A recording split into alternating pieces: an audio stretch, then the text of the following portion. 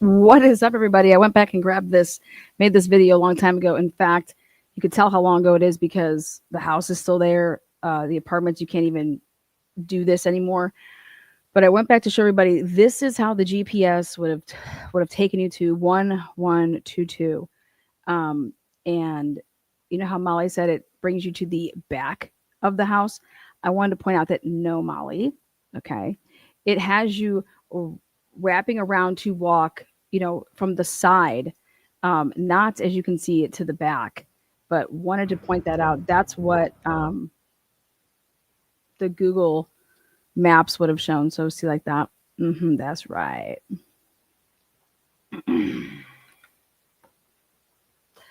Okay.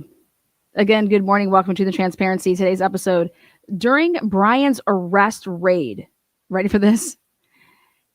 Idaho State Police is legit staking out, like they have teams out at 2 Colfax storage units.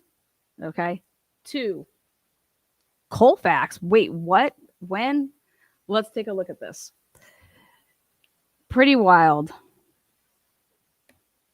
Bringing in Hector, the projector here. All right.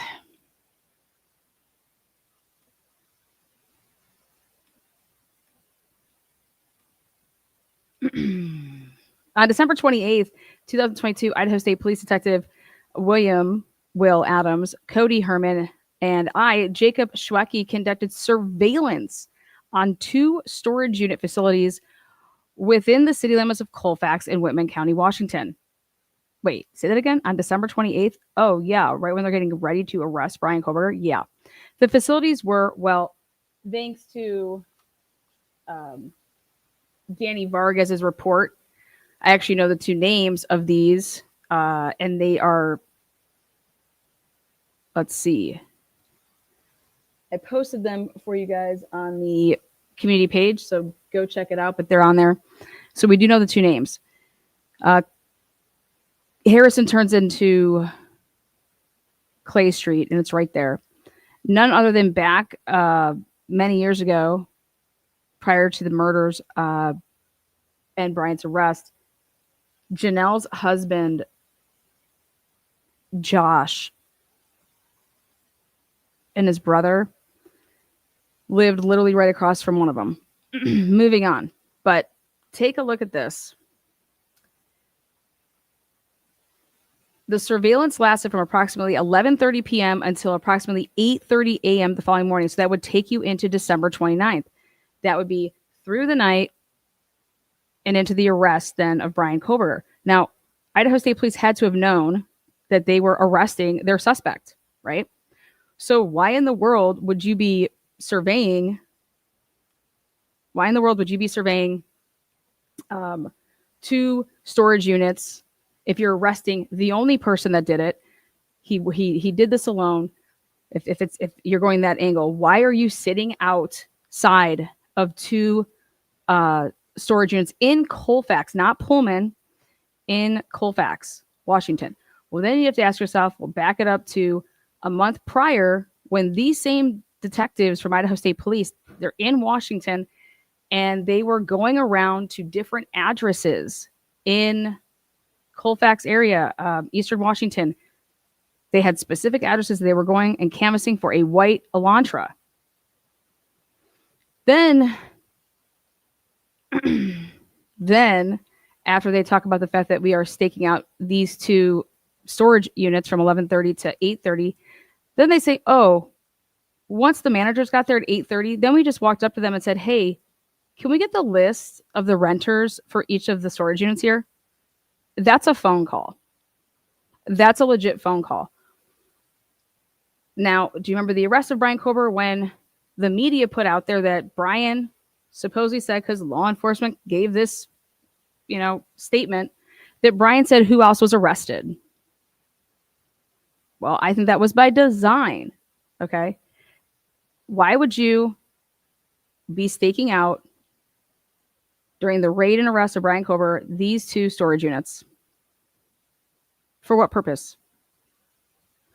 They were able to obtain a list of both storage units and who rented a storage unit, and neither list had the name Bryan Kohberger. Well, no shit. Nor do I see that they thought that. Okay?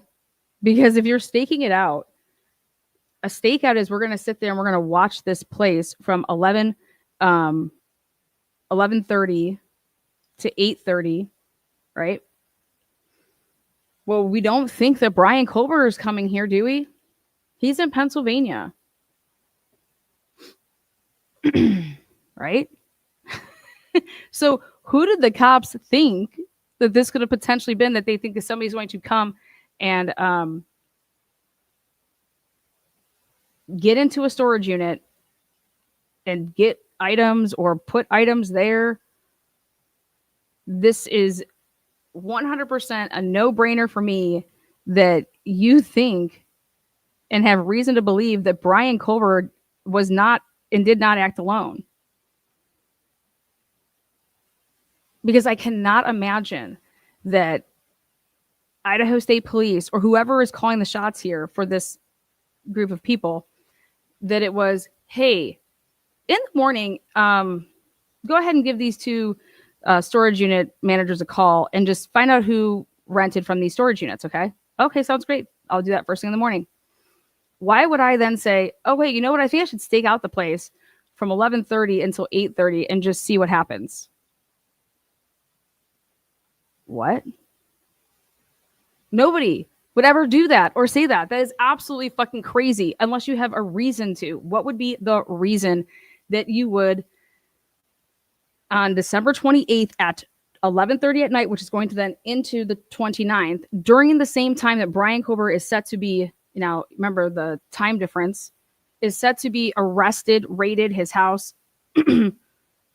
News is going to break of this, and is somebody going to say, holy shit, they got him, they're onto us, we got to get the shit out of that storage unit. We have to move something from that storage unit.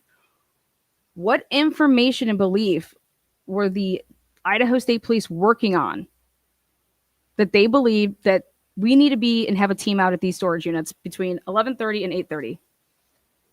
And if anybody says there's nothing to see here, you're an absolute, like, there is everything to question here. It's a simple question. What were you guys doing? Why were you, who told you, hey, this is what we want you to do, and this is why? Did they tell you why you should set out these storage units? And then, hey, in the morning at 8:30, go and ask the managers for the list.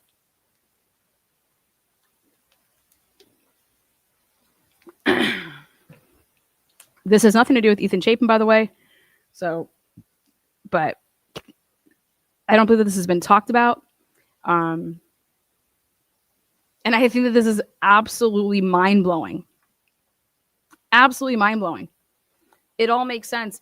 If you tell the media you're the police and you want something to get out, so we're going to tell the media something so that it gets out, and then we're trying to make people move. We're trying to ruffle some feathers.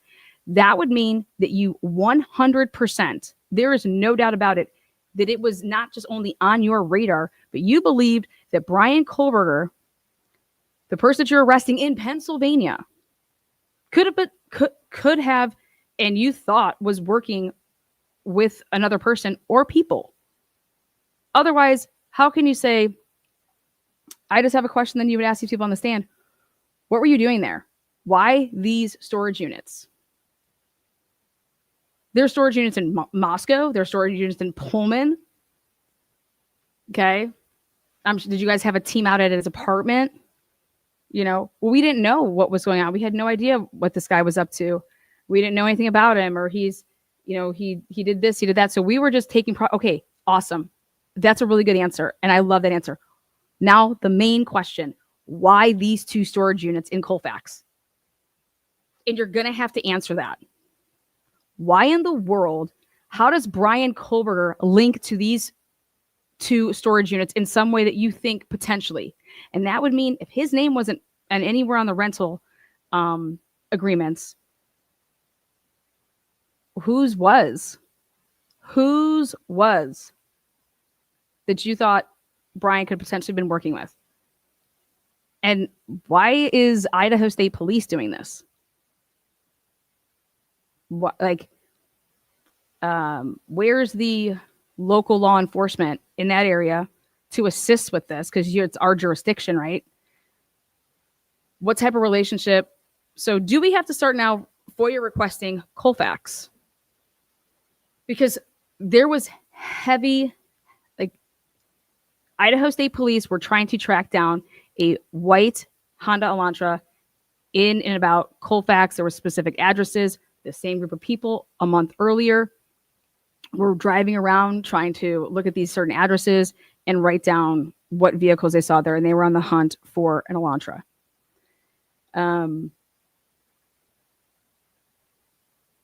Now, I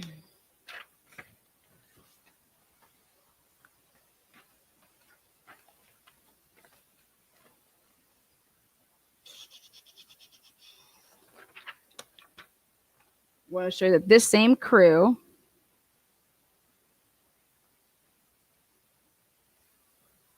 they're the ones that wrote up this report about the 3195 tip that was, oh, hey, this person came back from the frat at 4:30, parked right next to the house.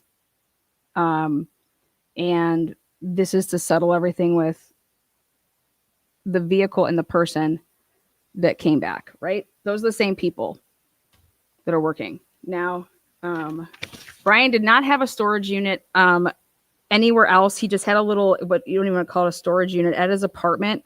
They had like, you can't really say it's a storage unit, but they had a little area. I mean, it was like there was nothing there. Now let's go back. We have more information now, and I want to blow up some people's spot.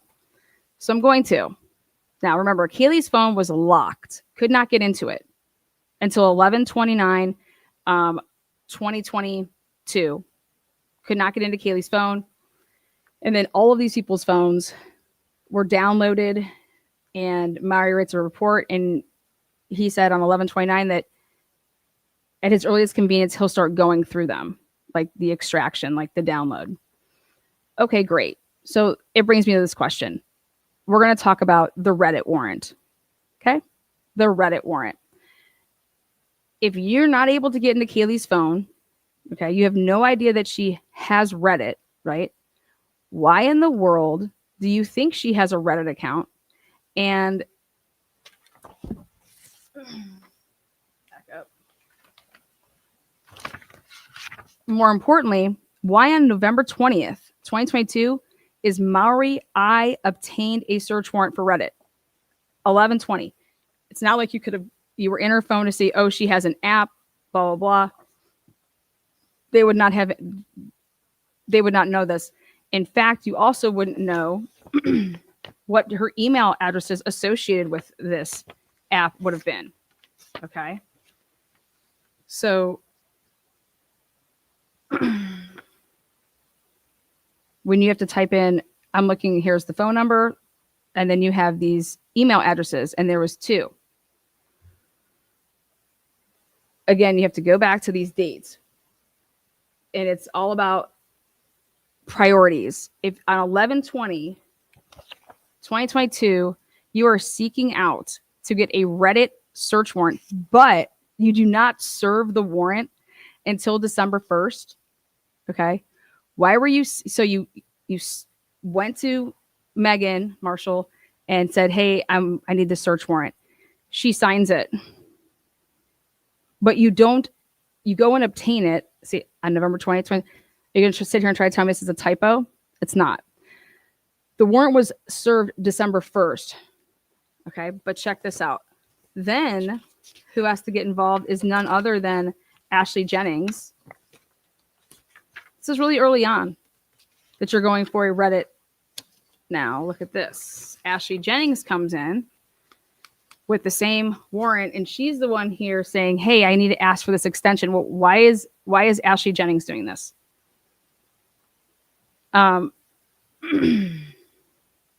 Basically, it's like this, in my opinion. For you to, okay, what are the odds that a big piece of Bryan Kohberger and what they're going to use potentially against him or try to is his Reddit account with this whole survey, everything about it. Holy shit, wow. And here on 11/20, Detective Mowry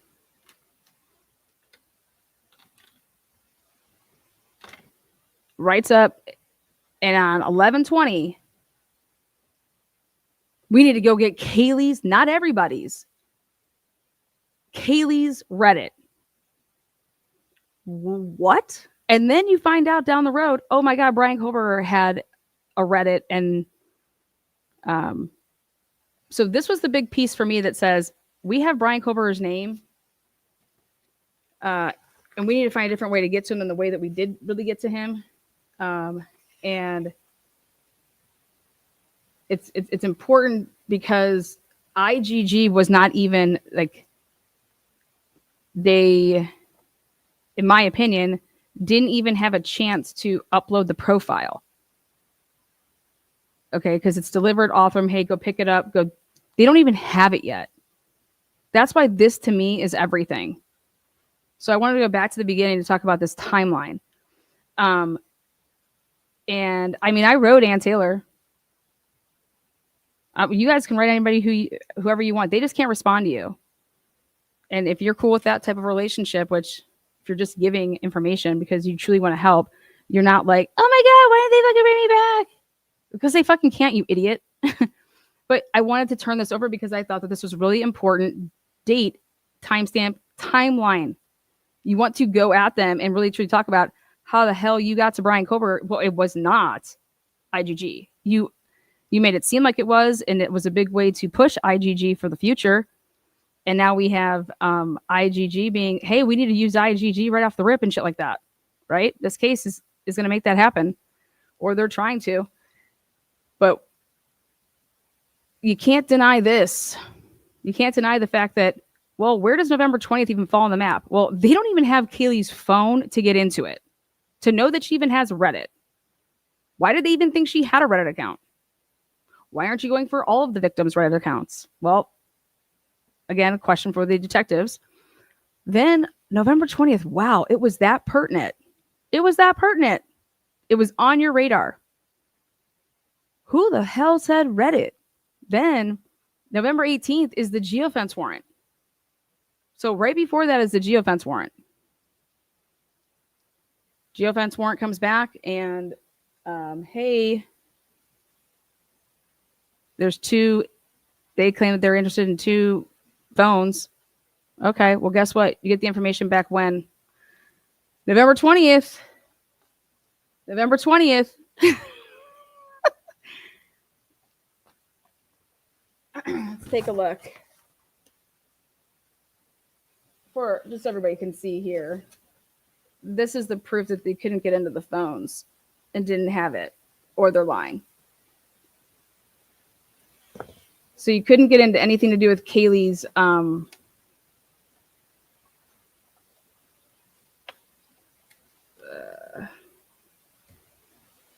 they had to wait. Oh, and then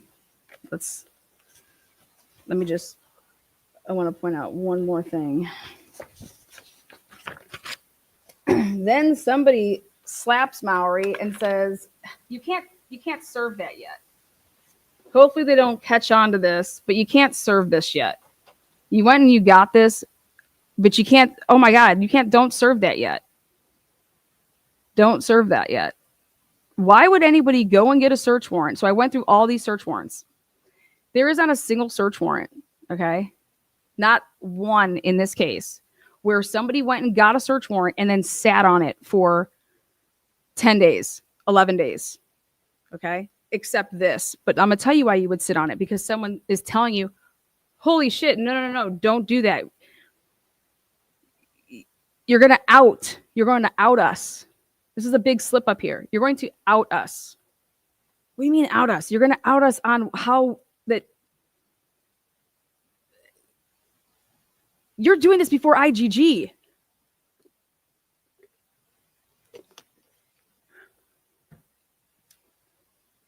You were trying to figure out any way possible to link anything to Bryan Kohberger, to these people, these victims.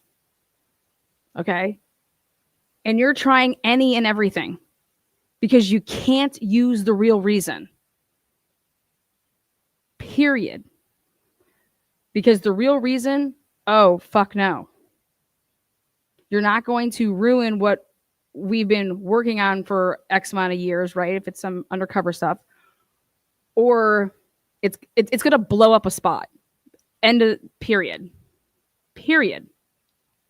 So I personally believe that somebody told Detective Mowry that you cannot serve this until, okay, here, yep, go ahead. You can serve it on December 1st. He got the okay to do it by December 1st. The warrant was served on December 1st. And then because they didn't get anything back, Ashley Jennings then has to go and ask for an extension because we haven't gotten it back yet, the return from Reddit yet. We haven't gotten anything back yet from them. So I have to go, well, why didn't Mowry go ask for that? Why is Ashley Jennings doing that? Because I think Mowry was like, fucking, you can go do that. Like, or they said, hey, I need to go do that because you're going to slip up because all this stuff is recorded. That's why Ann Taylor wanted the search warrant audio. Okay. Yeah, you need to go because I'm going to fuck it all up. All right. So going to what Steve Gonsalves and the families are doing right now to sue WSU, all roads are pointing to Pullman and WSU and acting like Moscow Police Department did not work with them at all. Why? Why are they so adamant to make it seem like that's the case with this case? When Pullman and Moscow work together like on everything. The biggest crime to like not just hit your area ever, but United States. Okay.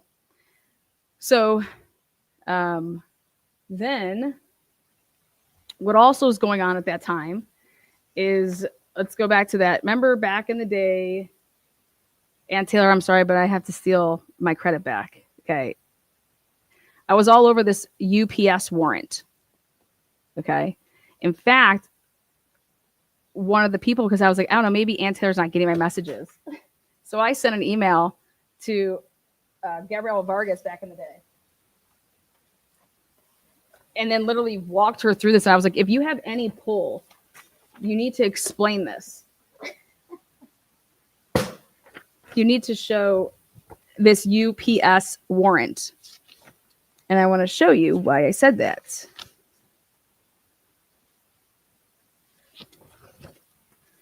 So, first things first.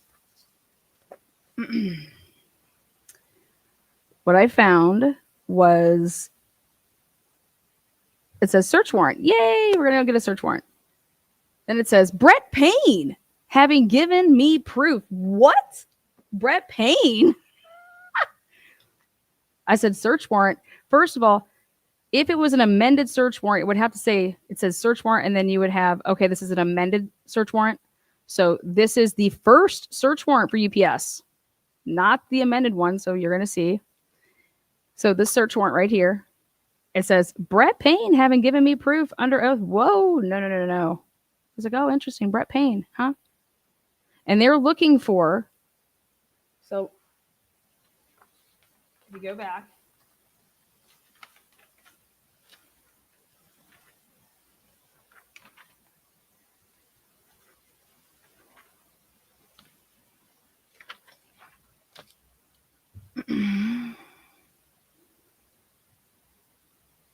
affidavit of Lawrence Mowry. Wait, what? I, Lawrence Mowry, being duly sworn, do hereby state the following information is true and correct. Okay, so he's been employed for Moscow Police Department in the official position of a forensic detective. He is not an affidavit, but he says that he is. Affidavit has been a trained and qualified police officer for 20 or 12 years. Again, he is the affiant, but according to him, he's the affidavit. And him being an affidavit, he has been a qualified peace officer for 12 years. This is just to jog your guys' memory. But the big one right here is on 12/2. 2022. I obtained an amended search warrant for UPS. Oh, amended. So who obtained? If you're going to go and get an amended search warrant, that's something after you going and trying, like it would say search warrant. And then if you're going to amend it, that means after you could potentially look through something, then you find something and then you're amending it. And so you're wanting more information, things like that. But either way you slice and dice it, where is that? It says the warrant was served on 12/5, 2022, and I received an email the same day. Here you go. Okay, well,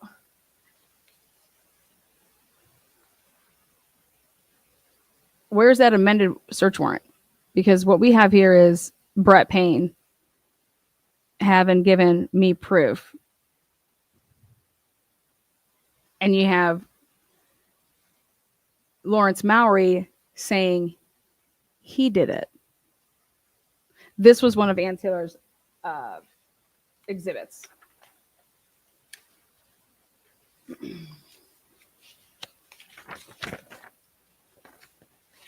And this was when they wanted any and all video that is recorded and stored on any delivery trucks that were in Moscow, Idaho between the dates of November 6th, 2022 and through November 14th.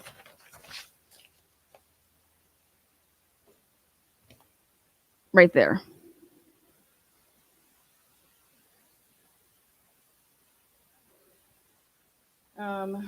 Okay. So that's the UPS ordeal. And there's also something else with this date. Oh, here.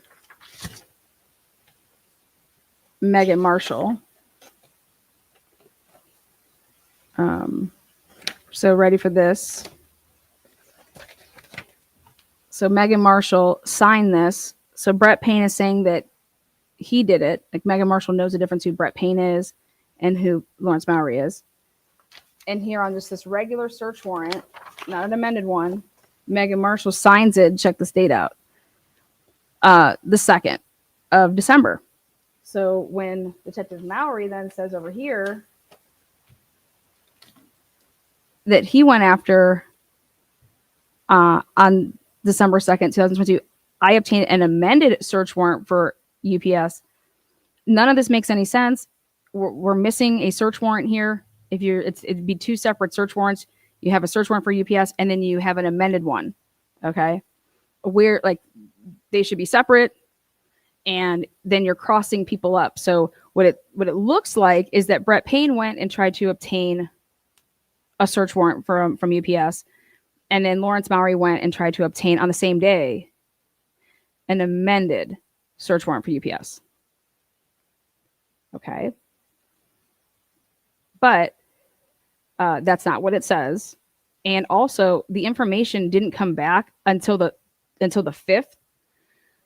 So let's say that based off of the return on the 5th, I'm going through the material that I was provided.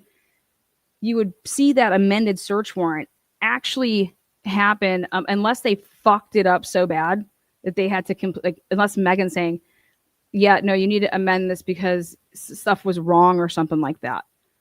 That's not what it shows here. And it's very bizarre that because you would have the two separate, but that could only be the possible answer that you felt like you fucked something up. But why the same person would just go and write it and amend it? But why are you like, what are you people doing? Literally, what are you doing? What are you doing? And if you're adding to it, it would have had to have been the amended warrant would have had to have been after the 5th because you didn't have the information yet from the first warrant. You understand? If I put in a search warrant on the 2nd, I get the information back from the search warrant on the 5th, then I sift through the information. I'm like, oh my God, okay, now I'm going to amend this because now based off of this, I want to go and get X, Y, and Z. Those are reasons that you could do that. Because you're still working with UPS, you want to blah, blah, blah. This whole fucking mess, this is laughable. Okay. So let's go back to November 20th. November 20th, Mowry wants to obtain, and he obtained a search warrant for Reddit.com, and it was only Kaylee. But he doesn't serve it upon Reddit until December 1st. There's only one explanation for this, in my opinion, and that's because, and I've said this from jump, is that's because somebody told Detective Mowry, what the fuck are you doing? Do not serve that. Do not serve that yet. Because somebody knows that one day when this is going to be prosecuted, but they're hoping to God that they can railroad it enough that nobody would ever go to trial because you just want to take a plea deal. But they know that this is going to mess up this this timeline, the timeline of events, which Hitler wanted nothing to do with. You know, Hitler didn't believe, it doesn't matter when they found stuff out. It matters what they knew on the 23rd. And I'm over here like, are you fucking kidding me? How does a judge truly say that? How does a judge truly say that? You can't lie about how you obtained information, because that's what's leading to the whole probable cause. You obtain probable cause when I pulled somebody over for speeding. I walk up to the car, and then the woman gets out of the car and starts running, and she's naked. Okay. And she's screaming she's screaming rape, let's say. Well, I would think that's probable cause for me to do what? Something next, right? It's like,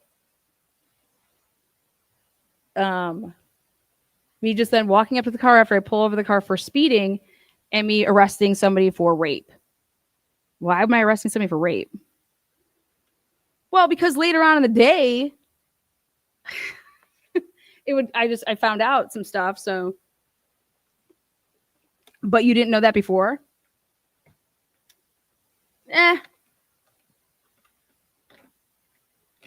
I did, but I'm just going to lie about how I found it out. But I just knew that it would be there eventually, because the real reason that I knew about it, but I really can't say anything about that.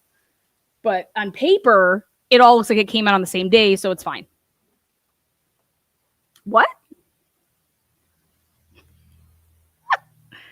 That's hip for you. Also, going back to this day, which is so important, you could not get into Kaylee's phone. So how did you even know that she had a Reddit account? Who did you talk to that said, or somebody could be like, hey, in the past, we've used Reddit accounts where we're able to obtain information such as your subscriber, your IP, your location, all this crap, right? Okay, yep. In past cases, we've used like whatever, blah, blah. Okay. Well, great. Why Reddit? You can do that with a lot of things. In fact, you were doing it with Apple and Google. Big one is Google. Reddit is just so interesting because down the road, Bryan Kohberger's Reddit account is whoop, boom. He set up a survey. And so I believe that you could sell it to the jury that they knew about this Reddit account survey of Bryan Kohberger's at the latest by November 20th, because you're seeking out Kaylee's Reddit on November 20th. I can't sell that to you. It's all about reasonable doubt, right? Isn't that a reasonable conclusion? Is that, wow, you weren't able to get into Kaylee's phone yet, so you have no idea. You have no idea if she has a Reddit account or not. You have no idea what emails would be associated with her Reddit account. So you have to go out. You can't even say, well, we saw that Kaylee had a Reddit account, so we went after getting her Reddit. Okay, well, when did you get in her phone? Oh, not until November 29th or 30th. Okay, well, then why are you seeking her Reddit on November 20th? There is no answer. Like, that would be the answer when you're asking somebody on the stand. Okay, Detective Mowry, when did you get the phones back? When was the first time that you were even able to look at the cell, at the download, the cell write? Yeah, the first time I could actually even like remotely possible. Yeah, not until November 29th. Okay. So you had no idea that Kaylee had a Reddit. No, there's no interview that we see where somebody is telling you, oh, you need to go look at Kaylee's Reddit. No witness told you that. Not that I've come across yet. Okay, so why did you go and obtain a Reddit search warrant on the 20th? Just mere 2 days after the geofence. November 18th, geofence warrant comes back. November 20th, the information on that. And then when are you doing the trap pen and trace? When are you doing that on Molly? Again, why? Okay. And then now let's talk about WSU and Pullman. Ready?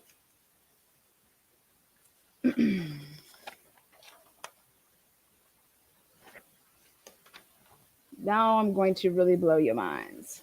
All right. When have you ever seen a spreadsheet in your entire life? Okay, I'm an Excel person. Okay. Over here is the state, the plate, the color, the year, the address, the officer that observed it, and then the observation date of the vehicle. Now take a look at this. Who would ever organize an Excel spreadsheet, right? One would think that you're going in order based off of the date that you observed this Elantra, any Elantra. And then you're going and down, down, down, down, down. And then I noticed that, let me just make this bigger. Hold on. Oops.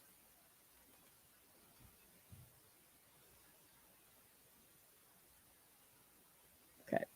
Then I noticed that, wow, 11/26, 11/26. Now we're back to 11/25, 11/25, 11/25. Then these ones just don't have dates. And then 12/8. Okay.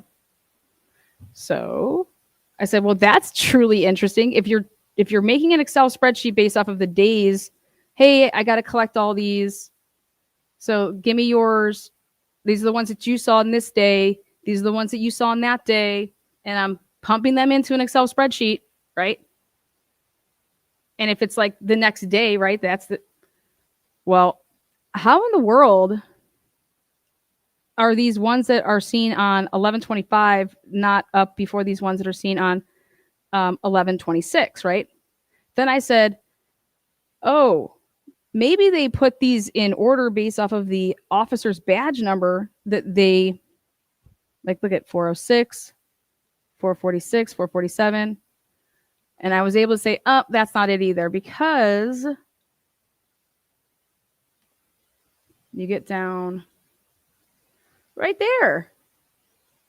493, it's going in order until you get to, yeah, it's going in order. Until you get to here, 421, 407. So that's not, the reason I'm saying this is because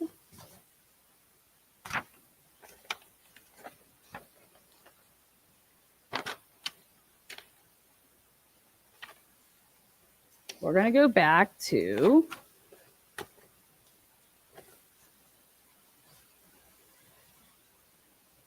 Pullman police officer Chris Engel and his report that he wrote up.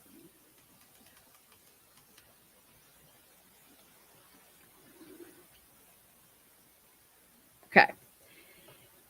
He says that on 11/25/2022, at approximately 12:45 in the afternoon, Officer Padrita requested my assistance as the detective unit supervisor to provide an agency assist to Moscow PD for their homicide that occurred on 11/13/2022. That's the day of this bolo internally. I had forwarded the tips from PPD officers, plural, regarding similar instances and individuals with abnormal and suspicious behavior to MPD Detective Vargas and the MPD tip line See evidence.com for emails. I responded to the PPD and contacted Commander Brashears, who briefed me. Commander Brashears briefed me on the following. And now the question is where is this man getting his information? Well, the FBI had just provided Pullman Police Department information about persons and vehicles of interest. Ready? Plural. Now, what happens on 11/27? Well, remember I told you guys, Schwecky and his team on 11/27 start canvassing these specific addresses, and there's like 7 to 8 of them. There's a report written about it because out of the blue, it's like Detective Schwecky, Cody Herman, and this ISP crew. They're just sent off to these addresses to look for these Elantras and to write down these plates. Okay.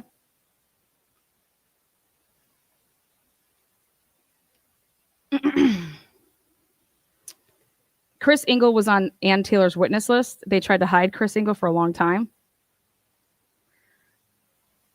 All right. So,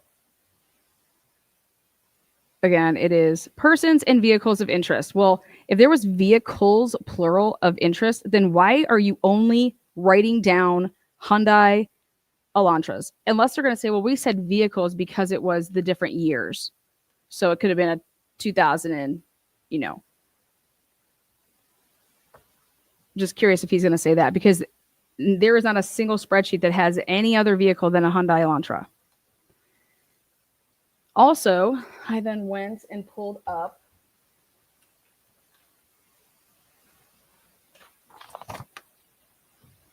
Detective Immel's, Detective Immel's report here, which shows us that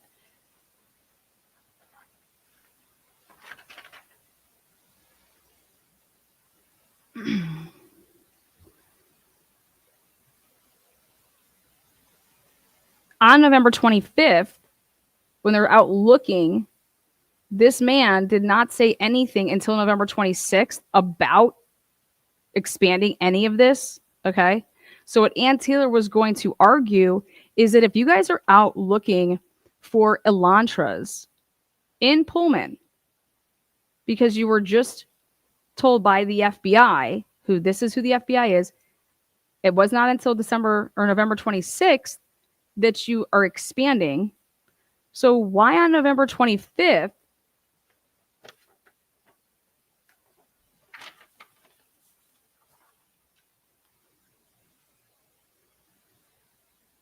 $11.25, all those. What's the years?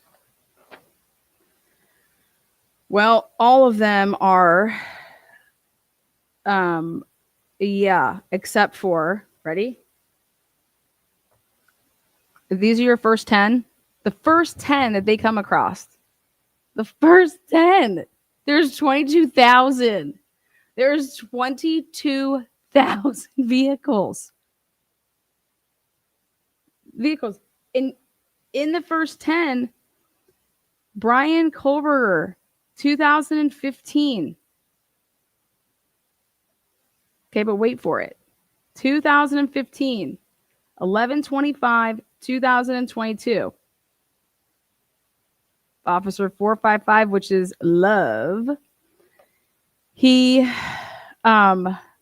claims that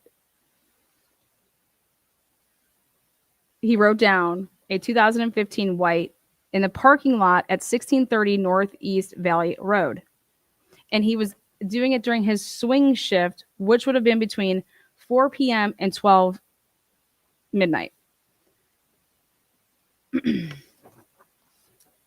So that's right there. He was one of the first. It was 7 vehicles that was wrote down on 11/25, but it's outside of the year. Okay. As stated here in a report.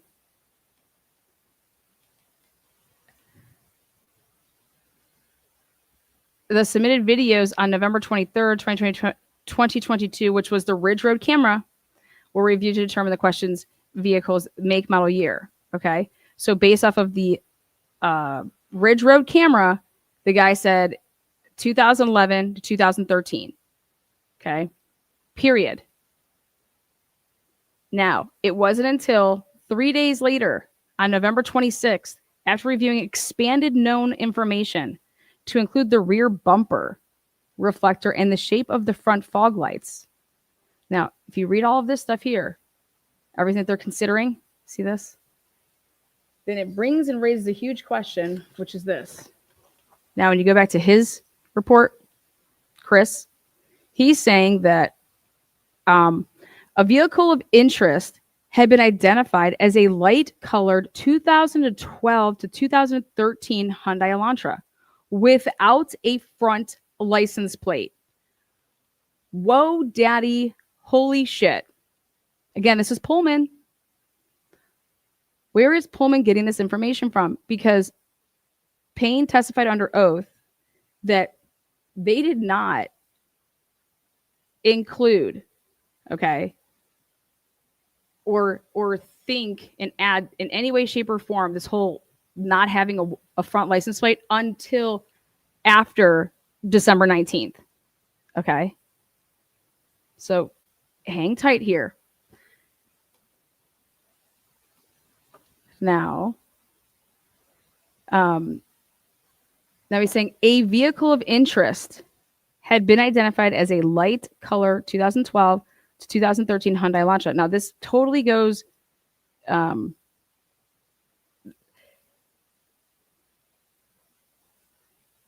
FBI had just provided PPD information about persons and vehicles of interest. Persons, not just the vehicle, but persons. And then period. But then it says a vehicle. A vehicle is singular. A vehicle of interest had been identified as a light colored 2012, 2013 Hyundai Elantra without a front license plate, which may have entered Pullman following the homicides. Now, 11/25/2022. This is Detective Blaker, and you remember he's off dealing with Pullman right off the rip. Detective Blaker wants to act like he doesn't know when he was doing anything, blah, blah, blah, blah. They're saying that they believe that this vehicle darted straight for Pullman. And the reason that you would say that is because of cameras. Which Ann Taylor kept asking, where are these certain cameras? And they buried them. Because I think that there was cameras that showed a vehicle leaving out of the area. But they had to bury them then down the road because guess what? Then they're like, wait a second, but Brian's phone, you guys, holy shit. We have a problem here. His phone, this is not at, whoa, we need to act like this doesn't exist. Because how in the world is this dude going to write up a report and say that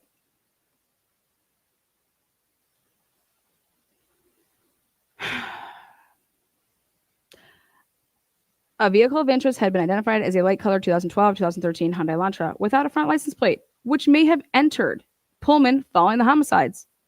My role was to liaison with Moscow PD, provide any and all assistance required, and coordinate preservation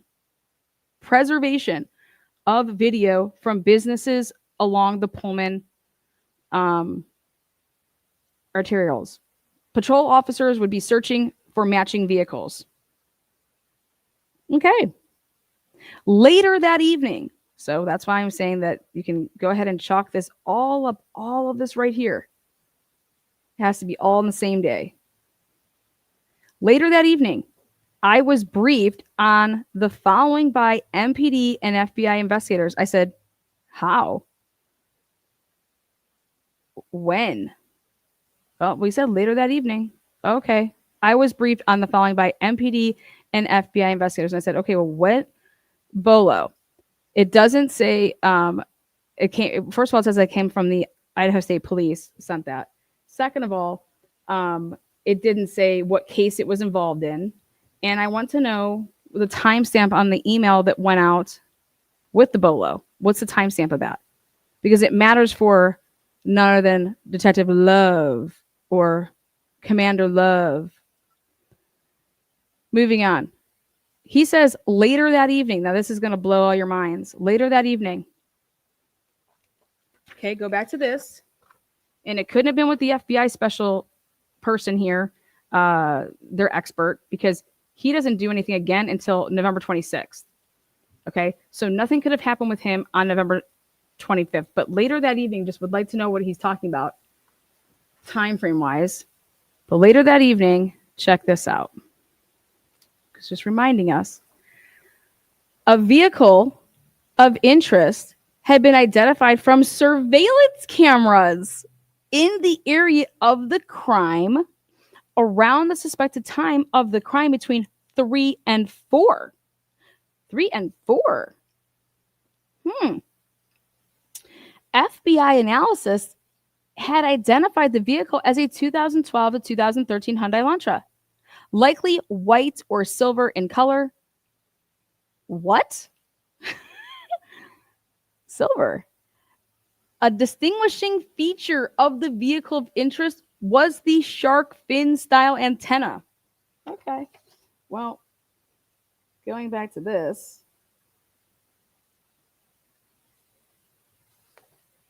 Let's talk about what the FBI said on November 23rd. The similar class characteristics include, but are not limited to, the overall body shape, window configuration, side trim, headlight shape, front grille configuration, and rear license plate position.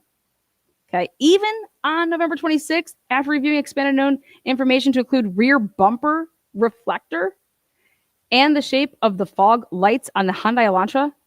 Oh, where's this antenna talk? Where's this fin like? We got fins to the right. Yeah, nowhere. Okay. So who on November 25th, not one of the experts that you would need. So a distinguishing feature of the vehicle of interest was the shark fin style antenna at the top rear of the roof. The vehicle was suspected to have last been seen headed westbound towards Pullman on West Palouse River Drive around 4 a.m. Are you kidding me? You guys, where is this video? Where is this video? Where is this video? Where is the video of a vehicle leaving at 4 a.m. heading like it just says right here? Where is this video? This is wild. This is unbelievable. Okay. This is proof beyond a reasonable doubt that there is multiple vehicles. Multiple vehicles. When I say multiple, at least 2. Unless they're going to say, well, all these timestamps of these videos that we have are just off. Well, I don't give a shit if the timestamps are off. I want to see the vehicle that they're referring to on this Pullman, westbound towards Pullman on West Palouse River Drive around 4 a.m. Show me. Because that is not the vehicle that's circling. Right? So I want to see this clip.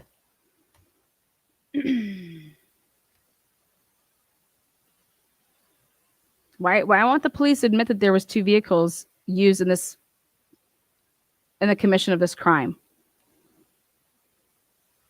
Or why don't they just admit that the vehicle they see the last time coming in at like 4:05 and then whatever vehicle is speeding out of there at 4:20 and 47 seconds, why don't they just admit that stuff has nothing to do with the case?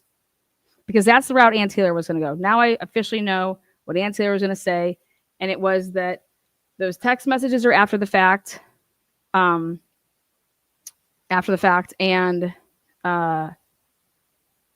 that this basically proves it. I mean, you're writing a report. You were briefed. You were brought in and you were briefed by Moscow Police Department and the feds. When do you think that this report was turned in? You think Ann Taylor got to see this report prior to her plea deal? No, she did not. How do I know that?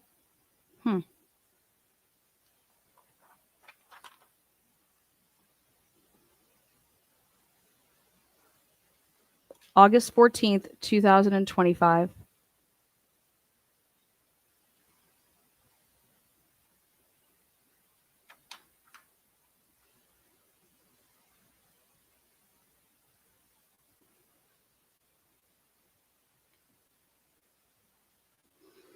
Now, moving on. I don't know how Ann Taylor could have possibly seen a report that wasn't written up and certified under the penalties and pains of perjury until August 14th, 2025. Now let's back up because we got some more to show you. All right, zooming in. So, remember the beginning part of the video?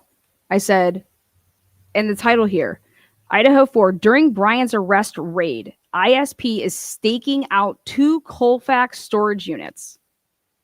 Okay. Why? Well, during his arrest in Pennsylvania, I mean, they knew that it couldn't be Bryan that would be going to these storage units. And why are you watching from 11:30 at night until 8:30 in the morning? And then just saying, oh, once the managers got there, then we just asked them if we could have a printout of the people that rented from these.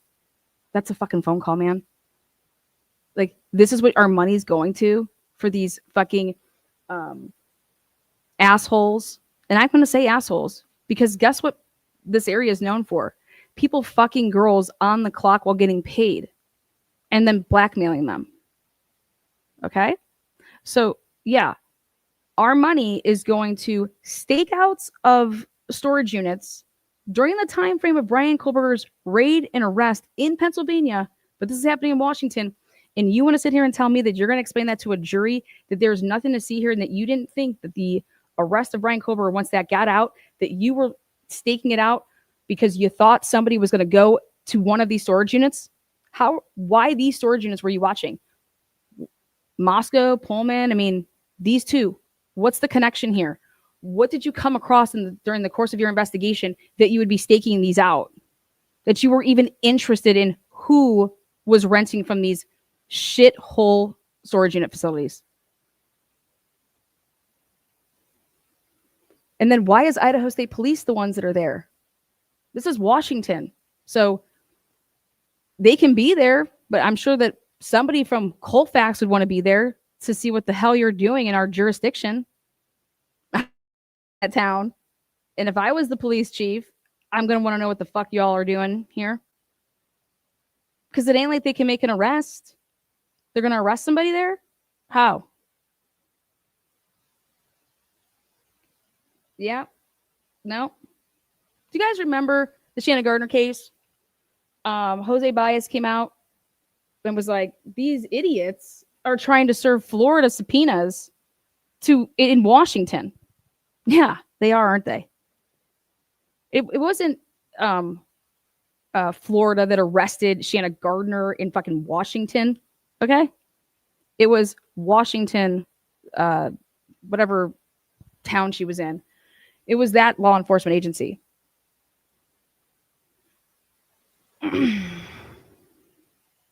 Just state it. Y'all thought that there was multiple people. And you should have thought it, right? Because of all the blood evidence in the fucking house, right? Why can't we just say this? Why can't we just call the elephant? Hey, there's the elephant. Come on. Yep. Multiple people's blood in the house. Kind of a problem. We're just going to arrest one person. And then we put out to the media because we're trying to flush somebody out or somebody's out. Well, I think it might be that you thought that there was law enforcement involved, because I would think law enforcement was involved, especially after Dylan talks about seeing a firefighter, especially about seeing the crime scene, that you think that, wow, somebody new to, with the knife, potentially cover it up. There's only, how they were, that's what they make a big deal about it, that Bryan Kohberger knew how to go undetected. Okay, well, Bryan Kohberger, so would a cop, so would people in law enforcement.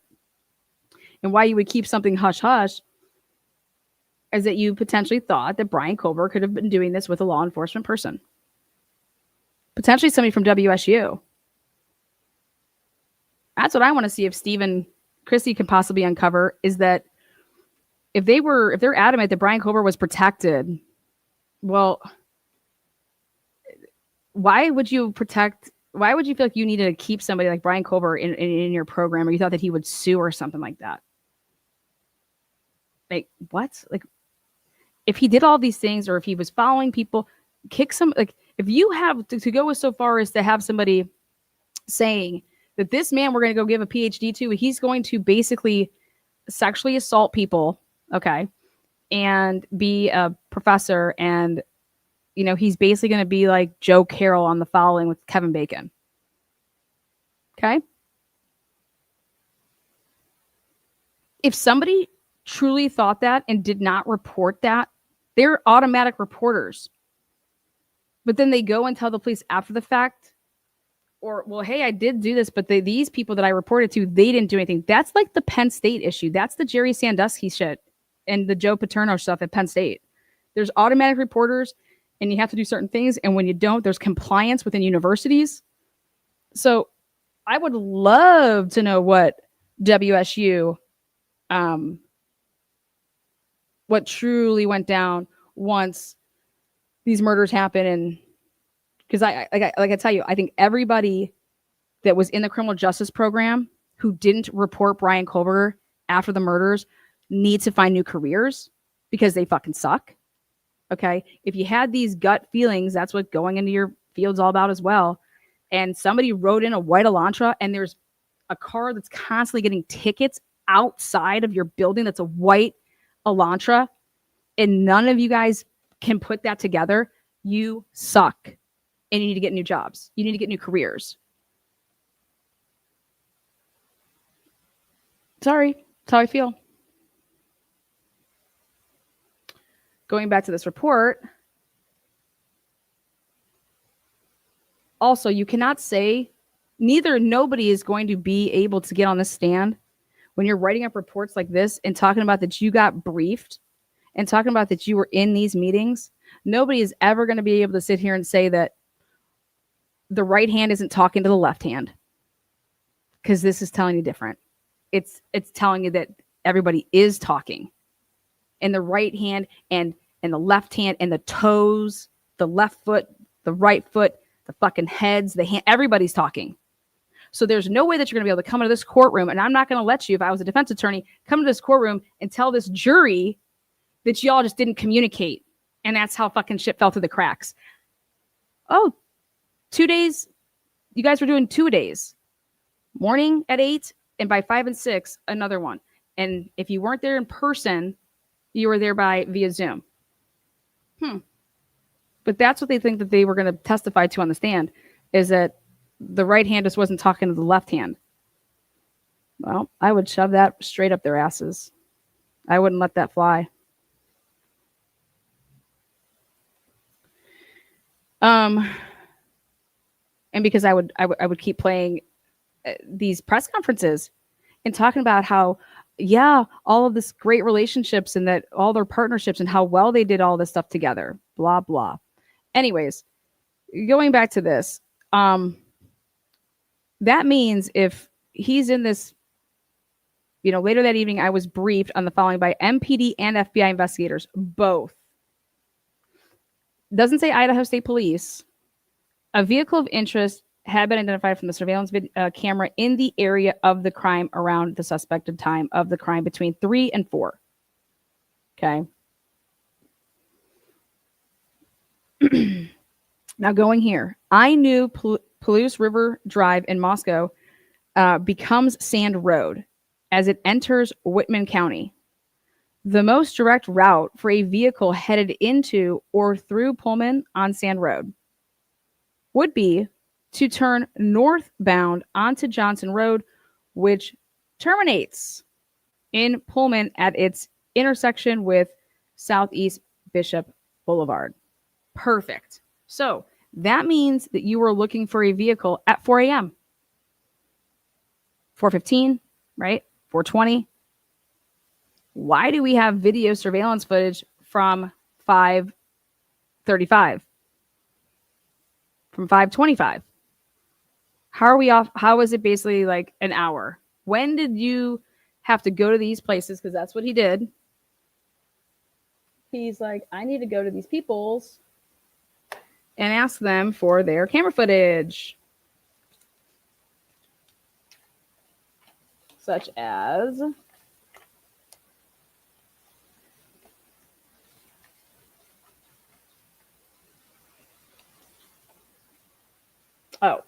I got more for you on that.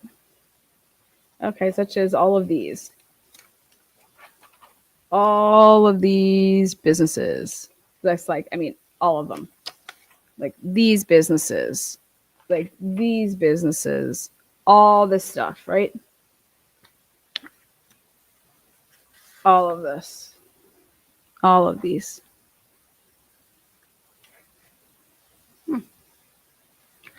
But the most important would be is that where's this footage at 4 of this vehicle on?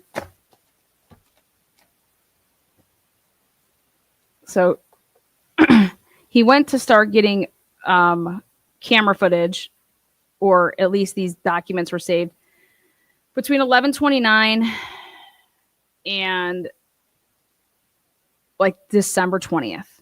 Okay. So the question then would be is, when did you change it that if they're heading back to Pullman, right, that you would be looking and wanting to preserve this camera footage from a certain time frame, that you would have to actually, hey, he makes a huge loop. But if he's making a huge loop, how did he leave out the way that you guys see a car leaving?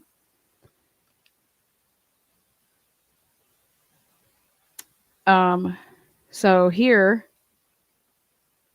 he says between 11:25 and 12:05. Big fucking day right there, you guys. 12:05. Why is that so big? Well, now we know why. We didn't know at first why that day was so special. 12:05, between 11:25 and 12:05 is when Bryan Kohberger's name is entered into the Idaho State Police lab tabs. Yes, it is, isn't it? Yes, it is. 11:25. We also get his name because we, for whatever reason, Love was like, oh, I found a needle in a haystack.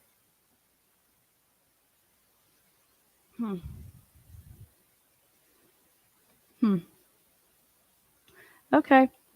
Then, now this is where it gets even more bizarre. It's like somebody took him hostage while he was writing this report. Between 11/25, 2022 and 12/5, 2022, PPD patrol officers and I searched businesses and properties along, I already said that, within, it says for cameras, and then it's the letter F, and then it just stops. Okay. Like, for what? PPD jurisdiction for cameras from, so it was going to say from, like, and then it just says, randomly just puts this here. I'm just going to put this case number, and then you just go there and you're going to see everything that we did. And so that's what I did. And that's what I'm printing out and showing you guys, those Excel spreadsheets. That's where I found that stuff. Okay. So then this guy continues and says, on Kush 21, that's the name of a business. He just doesn't finish writing. And I'm like, what the fuck is on Kush 21? because Cush 21, they were in the process of even seeing if they could get cameras from there. And these lovely, let me get to my thing that I have here.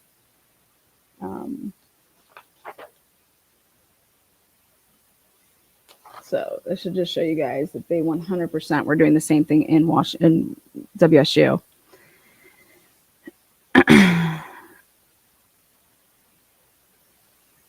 Hi, Chris. Attached is a spreadsheet of all Hyundai Elantras that fit the description given. I provide all the info that we have from the citation processing, our ticket system, coupled with the DOL returns. I will put those actual printouts in your mailbox in case you want them as well. On the spreadsheet where I marked photo, that means we have an actual photograph of the vehicle in the citation processing system. Let me know if you need anything more. Also, I spoke with Liz. You know, our old 2021 residential parking permits have been destroyed. I'm not able to go through them like I was for this year. You think that this didn't occur with WSU? Well, if it didn't, it means it was by design. Because why wouldn't you? That's the school there. Like, we know that it did. Or if it didn't, it was because it was by design.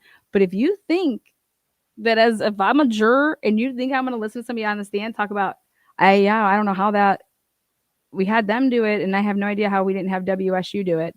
Again, these are just one of the things that fell through the cracks with when I'm assigning people to do tasks, and I thought that I told this person to do it, and I guess that I didn't.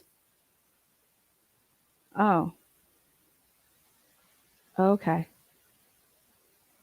So the most important piece of evidence in this case next to the sheath would be everything to do with the vehicle. And you didn't realize that you weren't getting any returns on your investment of asking somebody, hey, didn't I tell you, do you got anything back on the tickets? Anybody getting tickets with Honda Elantras? Oh, shit. Yeah, I thought I emailed those to you. Or no, you didn't tell me anything about that. What do you need me to do? But this is the Pullman one. So this is Pullman. And what I was able to get from that is, here's these. This is Pullman's. And so these are the ticket numbers, the ticket date, who it was. It says paid by. And this is if it wasn't paid. So if it was just a warning. And this one's in collections, poor sap. Okay. And where the ticket paid by the address, plate local, were they a local plate? Photo. And that means we have a picture of the car. Okay. Now,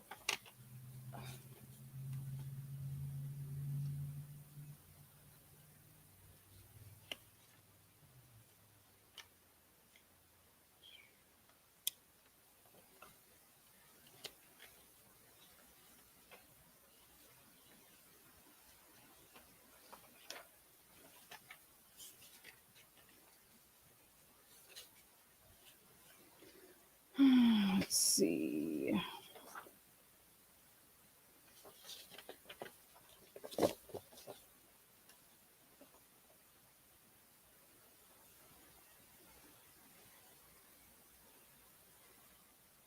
Okay, I'm going to show you how they didn't do anything that they said that they did. Okay, this is their spreadsheet this is in larger print. I printed it larger print, Grand Avenue businesses. And the date that this was saved was 12/7 of 2022. Okay, so that means any updates that they would have made to this was literally had the last modification, 12/7/2022. That means anything that you're adding to this. Well, all of these businesses right here, what they created at some point way before this murder ever happened, because this is how you would run a police agency, is that you're going to have all your local businesses and you're just going to keep updating it with hey, do these people have cameras? That way you can know a point of contact to go if there's a crime. I would hope that you would be doing something like this. And it seems like that they did, because they had this. But what I think is interesting here is that on 12/7 of 2022, this date and timestamp area here, which would be when you contacted the person or when you obtained something. And then this is there a camera present? And it's all no's. There's not a single yes on here. This was never touched. But they just acted like so then I realized that I was like, this is something from a fucking totally different time, that all they went in and did is they used an old one and then did a new like save as and created a new document and did a save as, acting like this was what they did in this case. And it's so obvious to somebody that would be able to ask this person questions. Okay, so this is your 12/7 updated 2022 spreadsheet that you were using to cross-reference people that gave you cameras, things of that nature. Well, this one says that you didn't collect any cameras from anybody for these businesses and that you didn't, hit anybody up. It says camera present, no. And then he says video requested, date requested. Then it goes on to give more of these businesses and then where the address is. And then same thing, no. And then date requested and then the video day that you picked it up, right? And none of that's on there. Just ridiculous. Then I found the one that was the Cush 2021. In Cush 21, it says,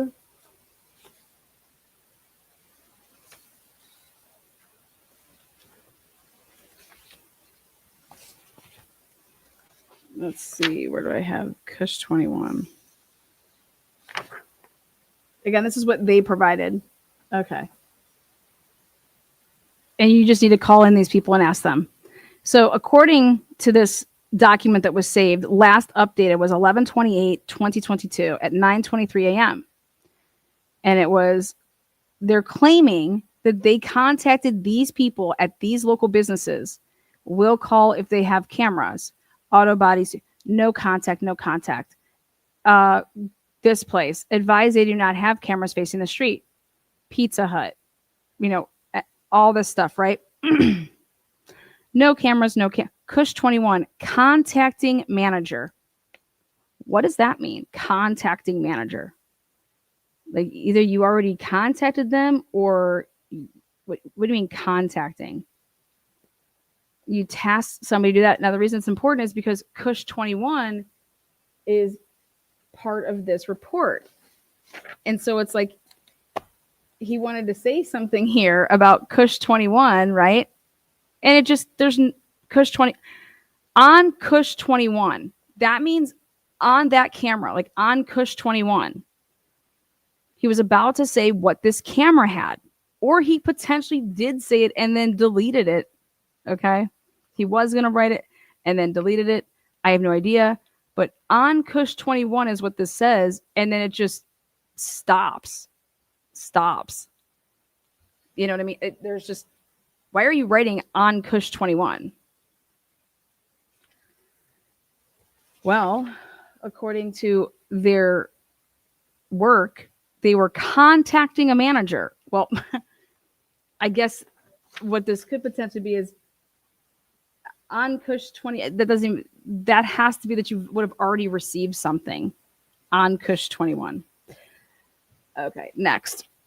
Then going on in this report, it says, Chris Engel says on 12/5, so this right here, so between 11/25 and 12/5, PPD patrol officers and I search businesses and properties along, and that's what I was trying to show you, that supposedly like this is what they're turning in that they searched. And there's nothing on these things. They're just lists of these businesses. There's nothing even on this one.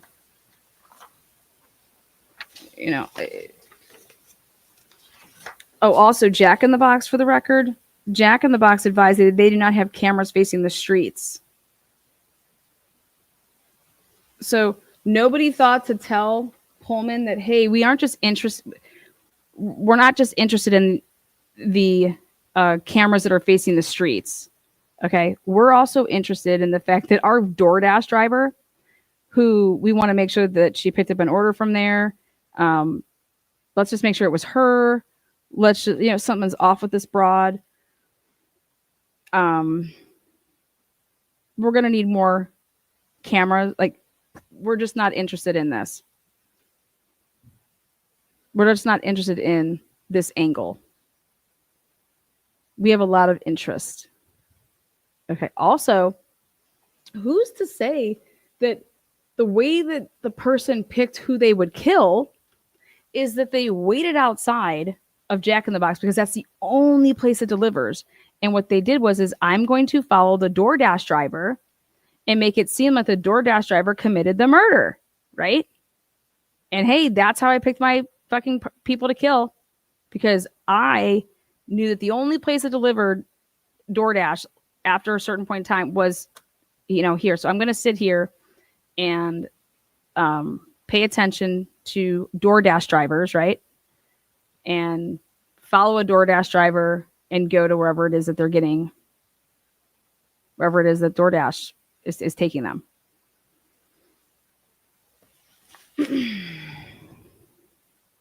You could potentially think that could happen. So what I'm trying to say here is that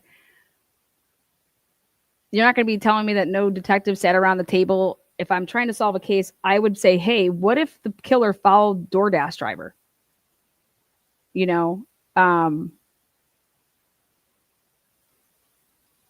Someone's drunk, they got food, maybe they forgot, that he's thinking that they forgot to lock the door then because they were drunk, so that it was open and they were able to get in. So where was the DoorDash driver from? Well, let's see if in that parking lot, if anybody follows her the fuck up out of there. Right? I mean, that's just common sense to me, though. Maybe to these people, they just need to do something else. But I would want everything to do with where my DoorDash driver was coming from, because literally the crime happens right afterwards.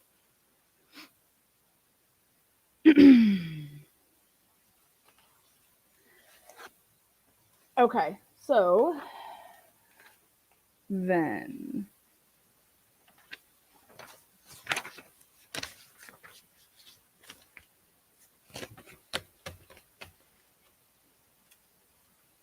going back here, on 12/5/2022, I contacted James, the premises contact for, I can't read this. Oh, for Sunshine Laundromat at 740 North Grand Avenue and 920 South Grand Avenue. I requested video from the location. On 1/1/2023, he contacted me and advised he was unable to transfer the video to the hard drive I provided. Do you understand, in this whole thing, all the places that this man went and obtained, again, this is why he points just to go to here. So I'm going to give him some slack here, but I have no idea why he would put this down. But what he's telling you to do is, all this information that I'm pulling is in these spreadsheets, okay? And he's just like, here, here, here. And one of the most important ones is the chain of custody one.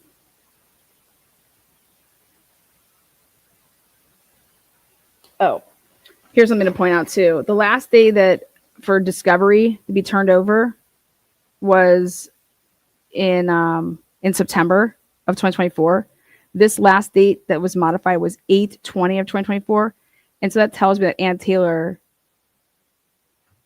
I believe, got this. Or if she didn't, that's crazy, because it was ready to go. And this is a list of like all of those shops and supposedly going and talking to people.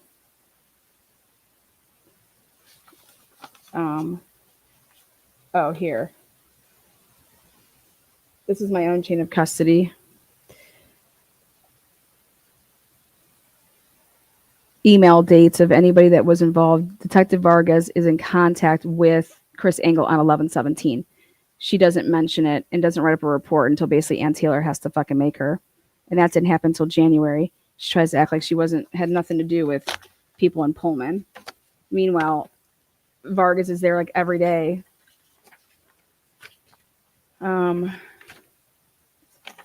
let's go to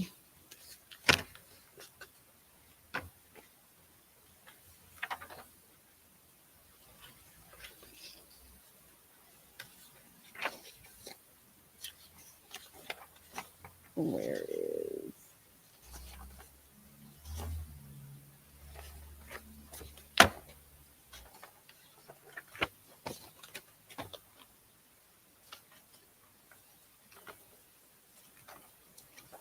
there we go. This is chain of custody. This is what they were going to do. This is the evidence tracking sheet. So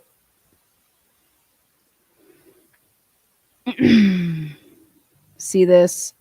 This is the description of what it was, and which is like a hard drive, external hard drive, and it's the McDonald's video. Now, McDonald's didn't have cameras facing the street. So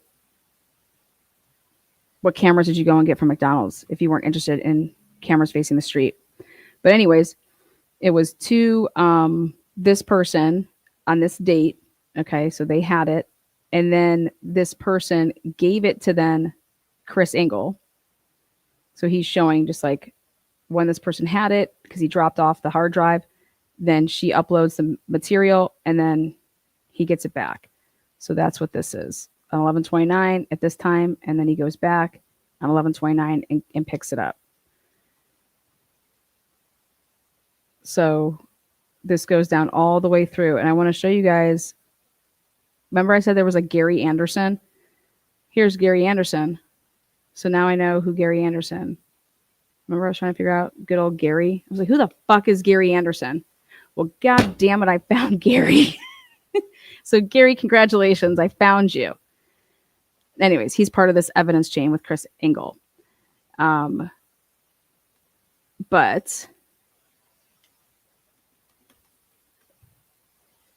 ooh, Danny Vargas. Okay. So Chris Engel gave Danny Vargas, see this? He's giving her Stadium Way McDonald's video, Evolve on Main, Mobile. I want to see that one. I think it's this ENS. No, that's just, she's just got 3. Then she comes back on 12/1 and Chris to this person, you know, Chris to her, Chris to her. So all these different trips, right? Dude, she isn't writing up any reports at all. And she's like, I refuse to say that I'm in Pullman, that I'm doing anything in Pullman. These aren't in her reports. She makes one report and lumps all of this fucking shit into one and just says, I picked, you know, I got stuff from Chris Engel.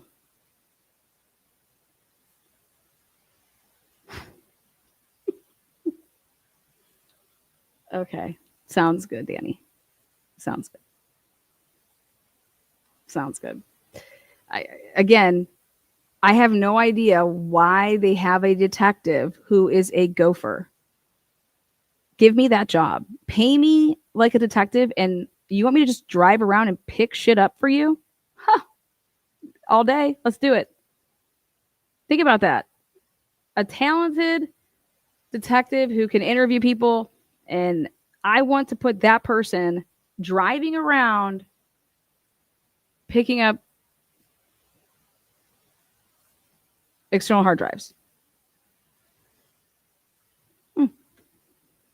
When her strength is supposedly supposed to be interviewing people. How many interviews did she do? It's safe to say they don't think that that's your strength. Okay.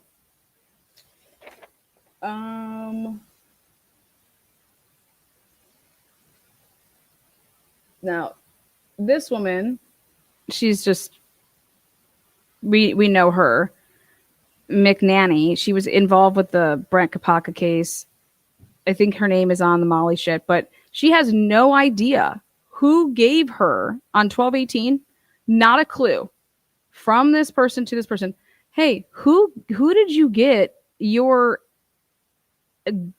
Safeway fuel video from? 2 TBs, where did you get this from? She just has no idea.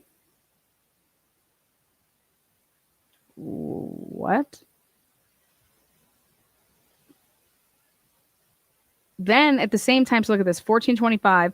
Then she's saying at the same time, then she provides Todd Doe, Pullman Police Department, with Safeway fuel video. So are you saying that you went to Safeway with a thumb drive, okay, handed it to Safeway, and then they right then and there did whatever, you waited there, so you're the only person that ever had it, so there's no from somebody, but there actually is, because the from, just like up here, you'd be putting like this person right here, Tim, this person named Jay Kavanaugh. These are civilians handing over to the police.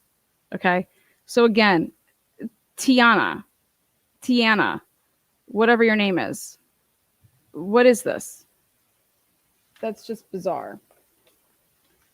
You got one job and you can't fucking write down whatever. Then when you go to the end of this report, which just is bizarre, it says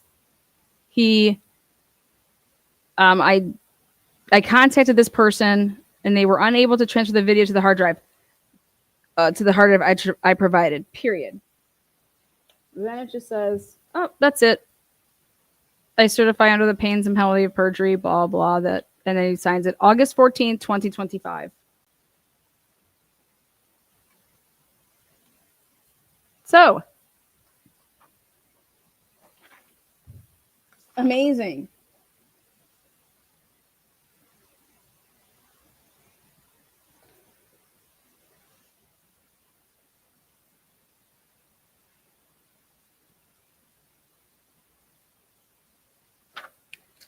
Now, what's super, super interesting is that he signs this on August 14th, 2020. That's the date. But I have this piece of paper being saved potentially on January 28th, 2023. I don't know, though. So what do you guys think? All right, throw out some names in Colfax. We're going to close this out. Throw out some names in Colfax.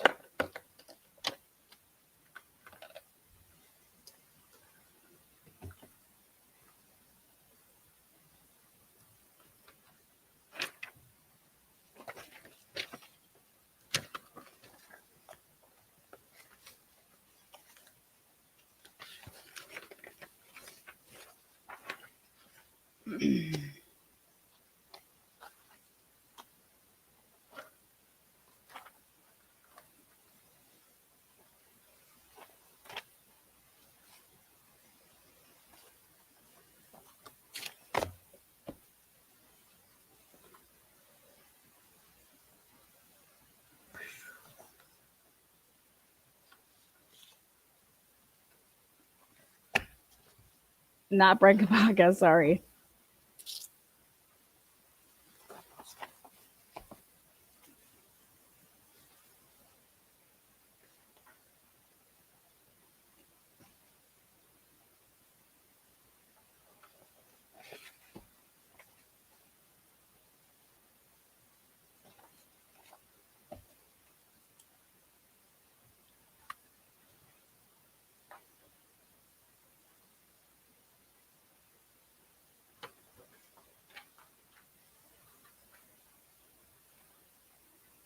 Ann Taylor had to work to get this information. Like, work.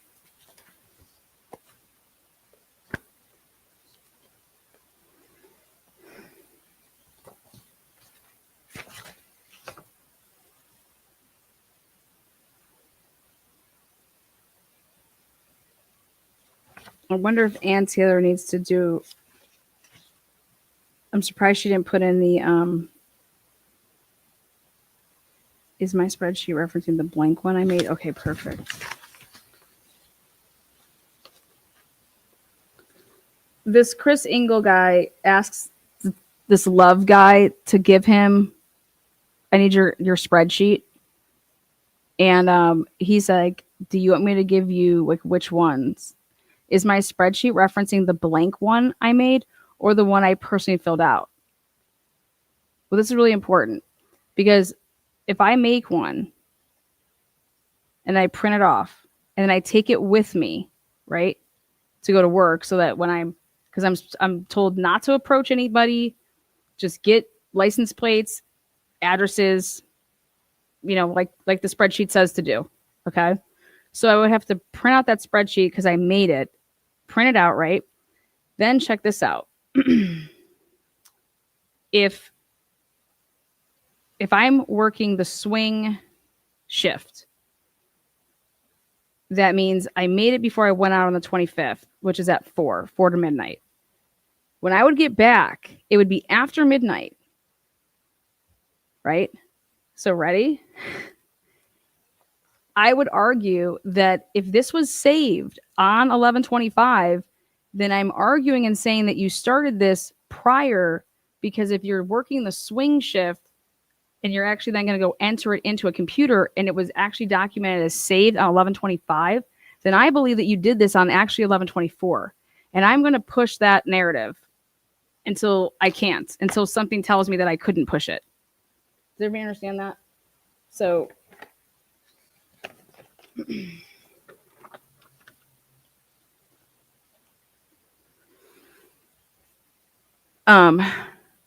Love says that he worked the swing shift. And so, hello, Penny. I was given your information.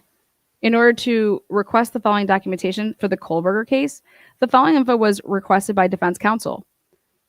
Number 317 is all reports, videos, photographs, notes, and communications from Pullman Police Department regarding their involvement in this case, including but not limited to all records from Sergeant Chris Engel. Copy of Love's spreadsheet as referenced in Sergeant Engel's email to Pullman PD officers.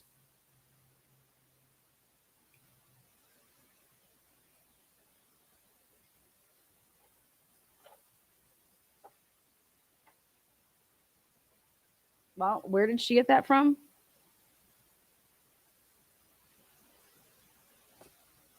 She asked probably for Sergeant Blaker's emails, because Sergeant Blaker's emails would have had an incoming CC Chris Engel vehicle list, MPD vehicle list. This is the MPD one. I don't know why that would be like that, but Sergeant Blaker, here is an updated list of vehicles that Sergeant Engel wanted you to have. What's this date? Oh, 11/28. This is an updated version. All these.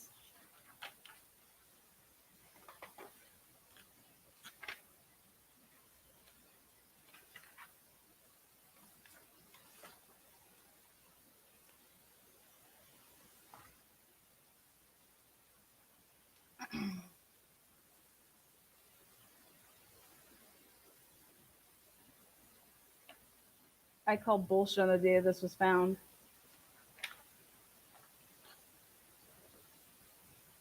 She's the record specialist over there. And so then after that request,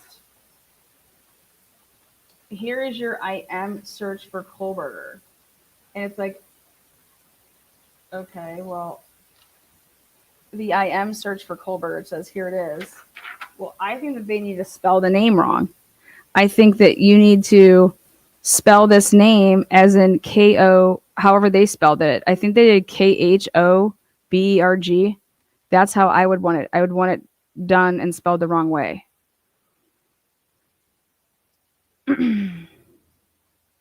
Because what they're trying to say is, we put it into our system and his name doesn't come up anywhere, and this is in IMs. Well, remember, in the beginning, they spelled his name wrong. And this is what they do on purpose. So we're going to need to spell Bryan Kohberger's name K-H-O-B-E-R-G-E-R. I would also spell it with a B-U-R. You know what I mean? I don't trust these people at all. I'd be asking, so it's saying with 0 results. Then Penny, confirm that all email communications with Kohberger in the message have already been included. Confirm written reports have been included. The only work remaining is from Sergeant Engel. Since he already provided MPD with lots of video. Where are these videos? With lots of videos, he just needs to document that he already gave that to MPD. Is that what you're telling me? Is that what we need to do here, Penny? Penny, what's going on? So this is them writing, Penny, what's the date on here? You know, because Anne's like, and this is where in the, Anne shouldn't have to be asking for any of this, because Moscow Police Department is basically saying that we don't have any of this. How the fuck don't you have any of this if you're working with them and they're giving you the information because they're supposed to be writing reports?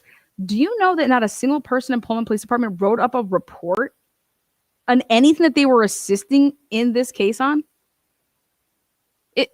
I just want to know if that's protocol. I want to know if you should not write a report and document what the fuck you were asked to do in a quad hom. Again, call me crazy, but we have school teachers that have to write down what they do with our kids. As teachers, you would think that somebody that's investigating a homicide would have to be writing down what they are doing. But here we are. We, the people, can make a change because we can say, hey, why isn't this happening? Like, if I went in to have a conference with my kid's teacher, and and I'm like, hey, so how's so-and-so been doing? And blah, blah, blah. Well, can I see how it's, I don't have any, you don't have any reports? You don't have any notes? What have you guys been working on? Hey, what'd you guys do last week? What were the spelling words last week? I don't know.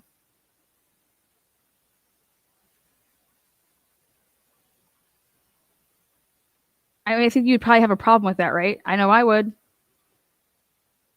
But hey, it's okay. And then Brett Payne. Hi, Brett. Sorry for not communicating with you. Here is what I've received from Officer St. Andre Love. Love St. Andre. I didn't receive anything from Chris Engel yet, but I know he will be in the office tomorrow and Kelly Smith will be in. Thanks, Penny. And then Love says, it goes backwards, I think. Please gather all that you have and send it to me. Kelly's on vacation this week, so I'm not waiting. Is my spreadsheet referencing the blank one I made or the one I personally filled out? Now, that's just interesting to me. Because it's like, yeah, were you the person in charge that made the blank one to pass out to everybody? Because I want the date of that one. I want the date that you were the person that typed it all up and said, here, this is what we're going to be using, and emailed it out to everybody. What's the date on that one?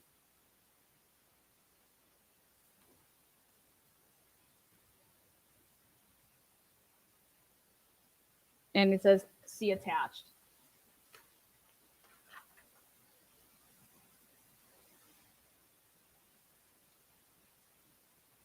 Copy of Love's spreadsheet is referencing Sergeant Nichols' email to Pullman PD officers. And then anybody can just do this. Anybody can just go in and put any date that they want in this portion. Like on 11/25 during my swing shift, these were the vehicles that I,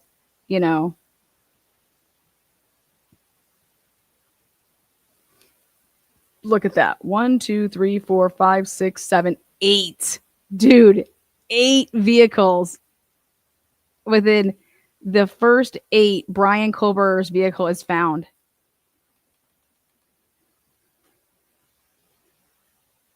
And then I think this is why first 8 vehicles, I mean, anything can be written here. So fkkoberger.case. That's the name of the file. Bam. And I think that this is where Jay was losing his mind to say, you guys, FBI said that there were 6 or 7 makes and models. Not just, hey, it's the Honda, but it could be 6 or 7 years. No, there was the different charts. So you guys weren't looking for any of those. Why? That's the $1 million question. And then they're going to answer, we weren't told to. Thank you. Thank you. Perfect. Okay. Who were you briefed by? This person, this person, this person.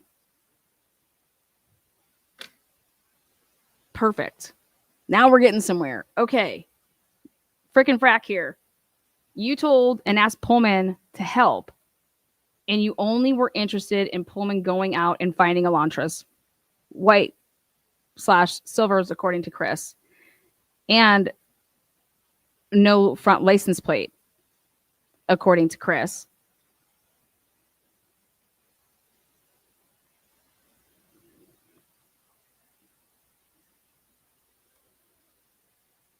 This is how you'd peel back this onion.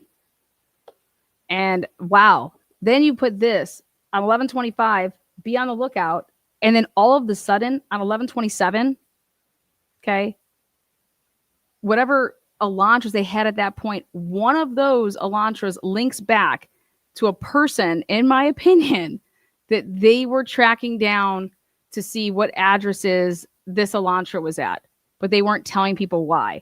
And I just want to know why and how did they determine, because you are literally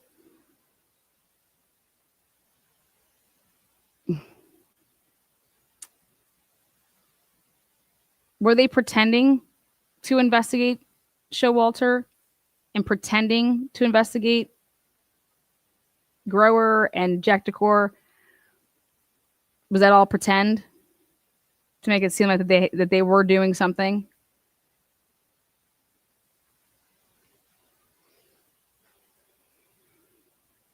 So 11/27, same people go looking all over Eastern Washington for a white Elantra, certain ones at certain addresses, and then they stake out a Colfax 2 storage units during the raid and arrest of Bryan Kohberger.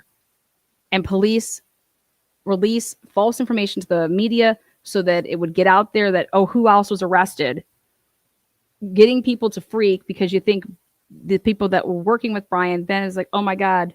And they're going to do like some knee-jerk reaction type shit. And you guys planted your asses at these 2 Colfax dumps. Okay. So that's where we're at.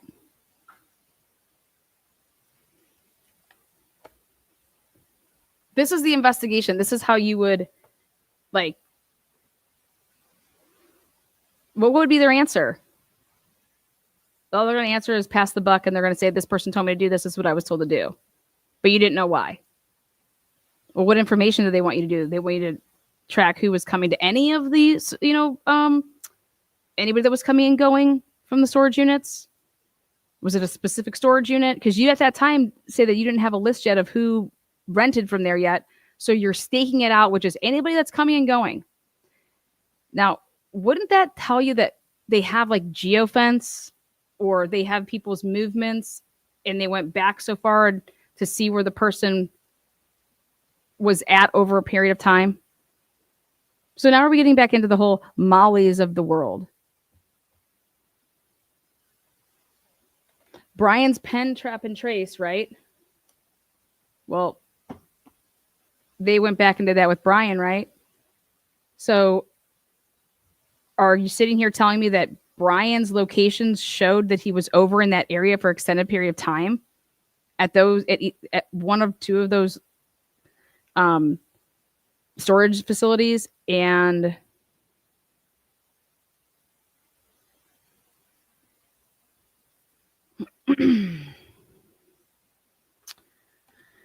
so this is, it shouldn't be a mystery, and it shouldn't be like a hidden thing. Like, and I'm not saying that they're doing anything wrong either. These are the questions. If you didn't ask these questions, then I think that you'd fail. As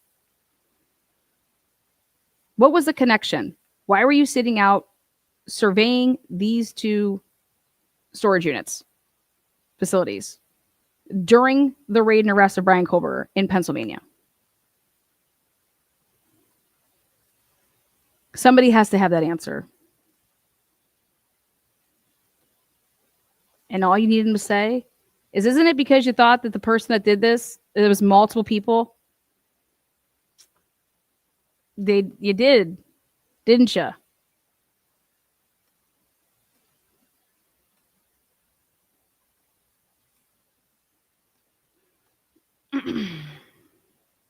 Multiple people. And then you start going with the motive. So you start like slowly shifting to say, this is where your investigation was leading you. Why would it stop? Or why did you stop? Or how did you rule that out?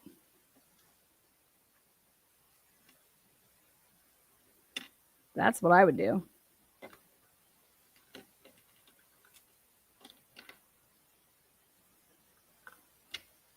Why is it a big secret?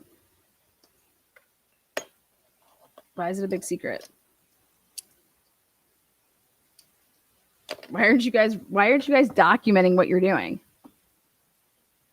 Why did your report just document this part to say, hey, guess what I did? And I'll end on this note. The day I would write a report just to say that I was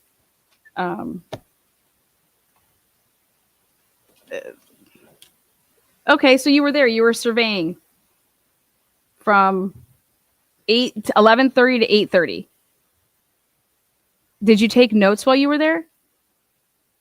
Were you asked to write down cars that came in and out? Did any cars come in and out? Where can I find that information? Why isn't that in your report? So you wouldn't even know. So when you go back to try to like understand what you did and why you were there, your report can't possibly jog your memory because it's shit. So in the biggest night of this case, when we're arresting the person that killed 4 people, you have no idea why the fuck you were asked to go to Colfax and stake out a fucking storage unit facility.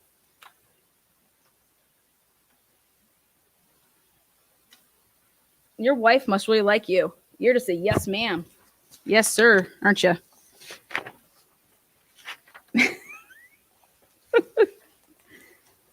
I guess I'll strike that question. Taking shots at the po. Oh, here it is. I would ask, did your staking out of that Colfax storage unit have anything to do with the fact of your neighborhood canvassing of white Elantras in the Colfax area? Just a month earlier? Yeah, that's that report. Why did you even write up this shitty ass report? What day did you write it up? January 20th, 2023. So a month later, you write up this shitty report.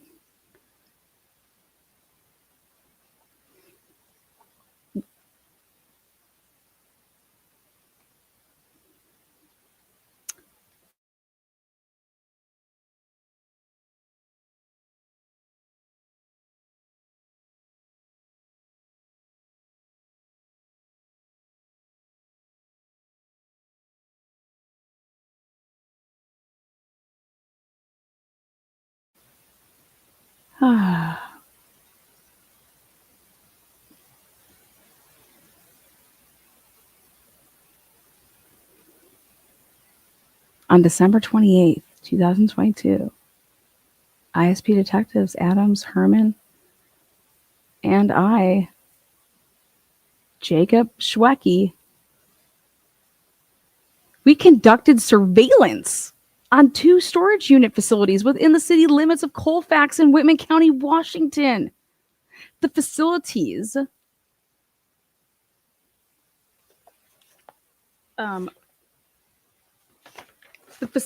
were known by what's her tits. Danny Vargas knew that we were doing this. I turned all of my work to her.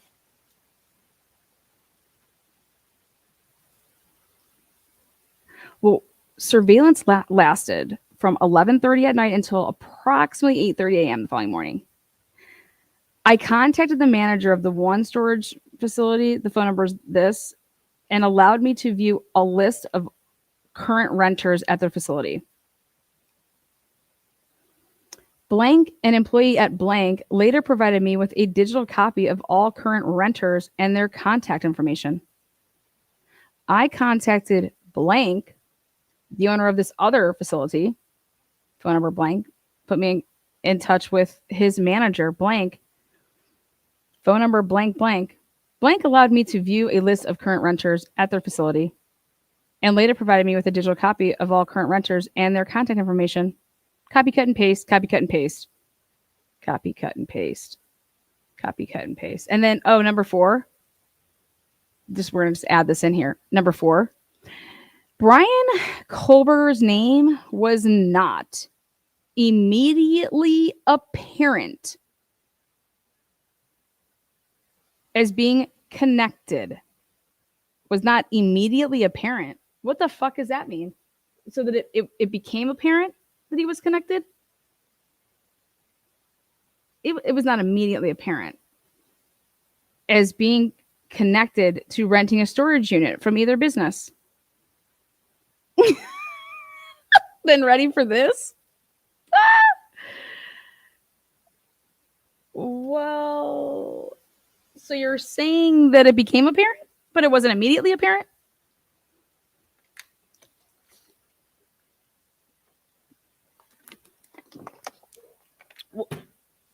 Hey. Thank you. Appreciate you. Okay, so I'm going to look up the word immediately apparent. It wasn't immediate, because then what Danny Vargas writes in her report, you guys were looking at it the wrong way when I posted that report, by the way. I want to clear that up real quick. Danny Vargas's report is like 3 pages.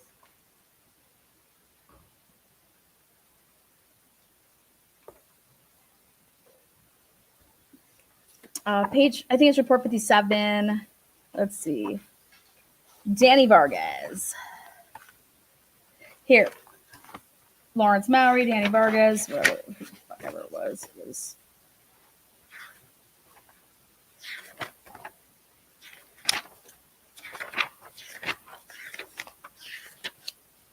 I think I took a picture of it. I'll just go off of that.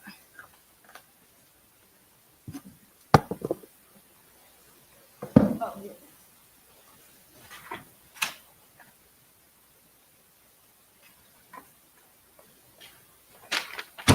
There it is. Get over here.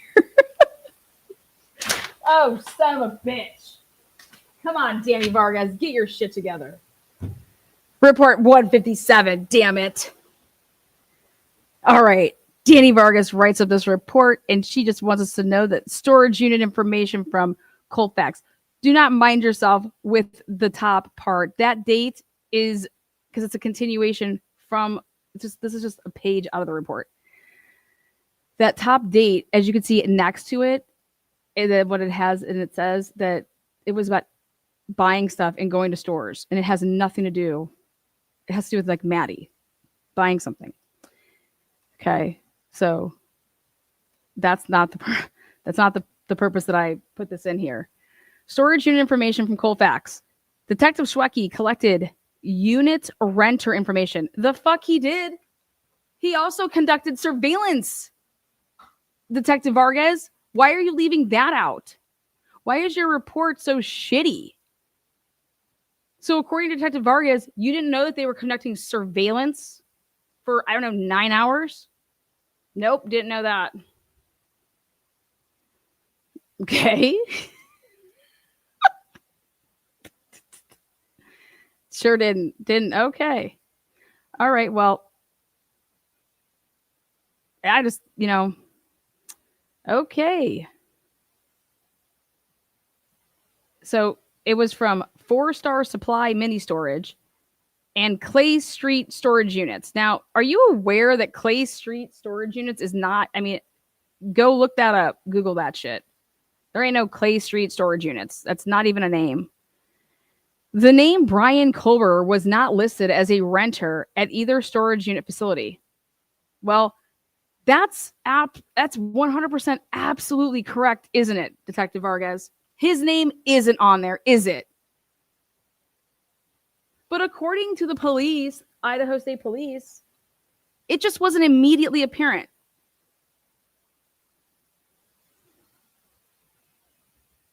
You write a report and it says, well, his name was not as a renter, but you didn't do anything to figure out if he gave a false name. I mean, you want to know what they did to Luigi?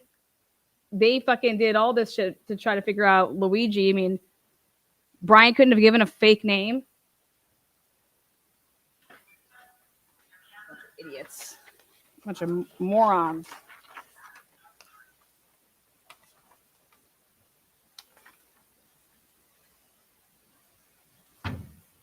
I don't know how I would ever.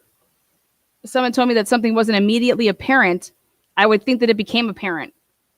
It wasn't immediately apparent. But what does that even mean to you? I mean that's subjective. Objective.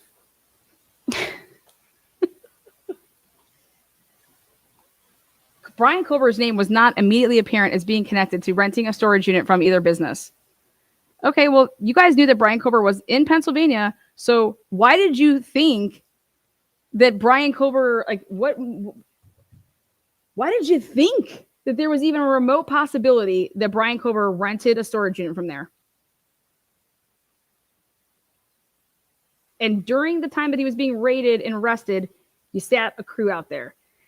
This is so important. You know, I think that this is an answer. How do we get an answer? Maybe Detective Schwecky would just take an email. Detective Schwecky, why did you think that Bryan Kohberger had a storage unit and Colfax at these two shitholes? And even if he had the storage unit, why did you think that? Why were you surveying it during the arrest of Bryan Kohberger? Were you under the impression that he shared it with somebody else? So I want the list of the names of this, of the people that rented here. All right, I'm going to call him. That's it.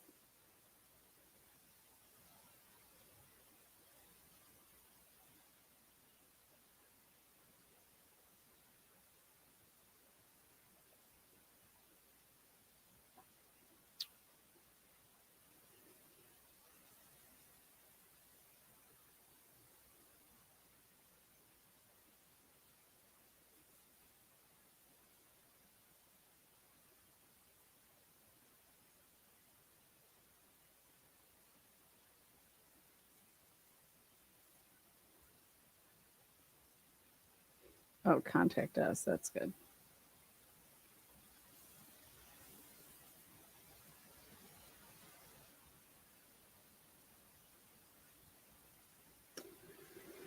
What district is Schwecky in?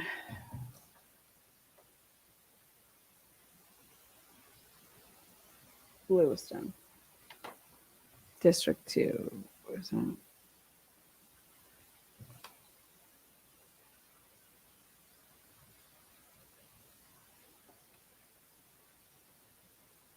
District 2. Yes.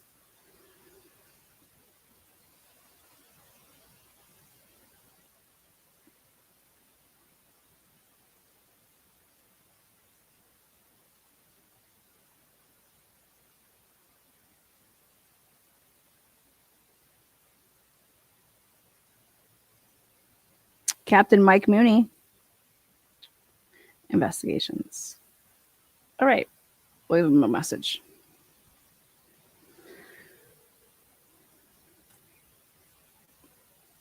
Hi, I was wondering if I could leave a message for Detective Jacob Schwecky.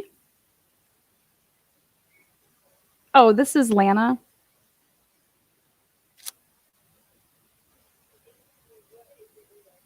Oh, I just had a question about a report that he wrote.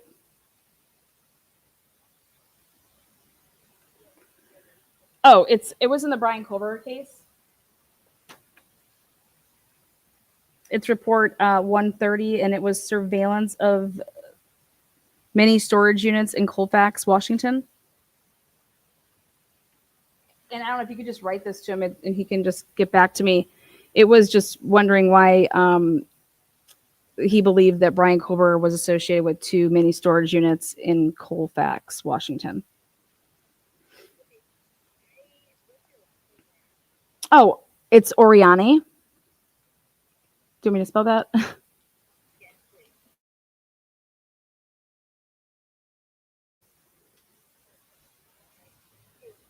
Oh, nice job. Nobody ever gets that. Good job. Oh, yeah. And this is my number. He can just call me on, or he can email me if he wants as well. I don't know. Sometimes it's easier. These are just at the desk and busy.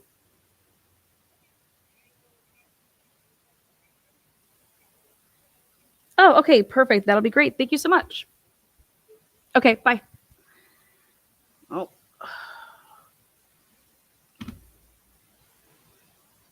they already know my name and number. She didn't even ask for my number, man. Idaho State Police is like, seriously, Lana? Well, it's a very fair question. I just want to know. Fuck, I just have a question. Didn't do anything. I mean, I'm curious why you thought Bryan Kohberger was associated with 2 storage units in Colfax, Washington. And it's his report, so.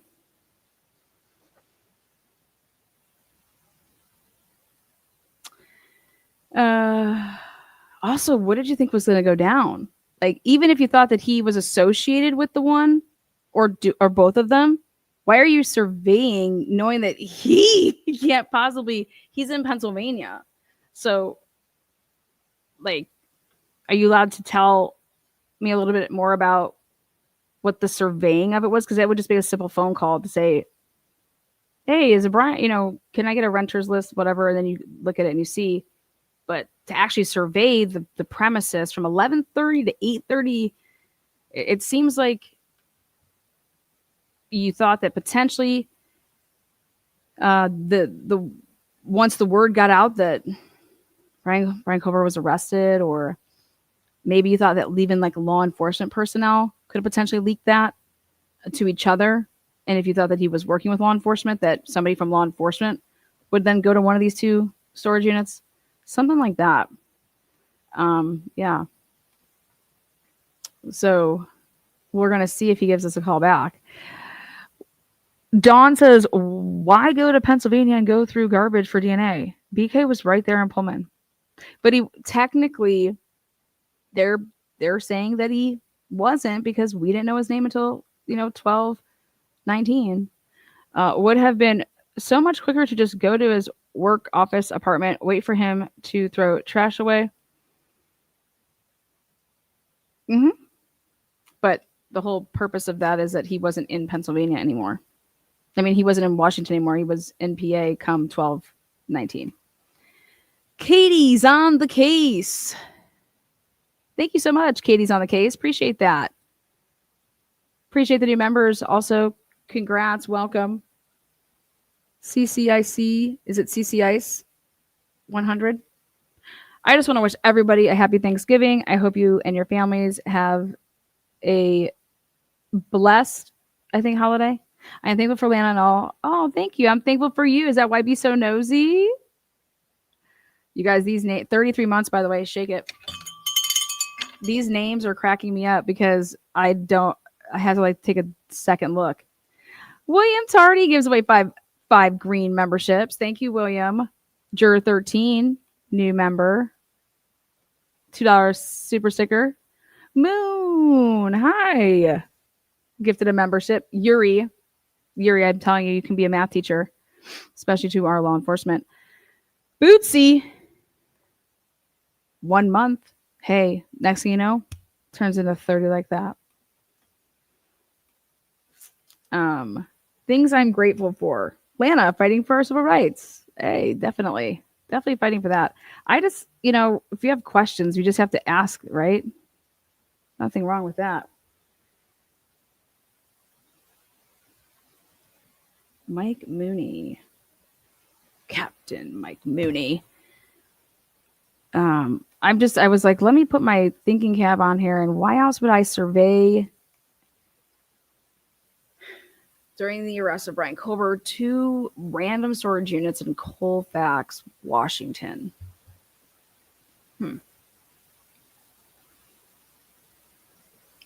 There's only one.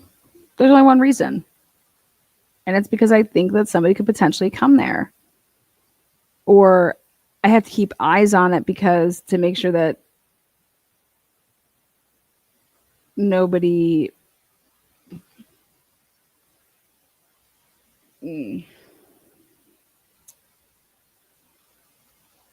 But it wouldn't be because I thought Bryan was the one that was going to be coming there. So that would tell me that you think that Bryan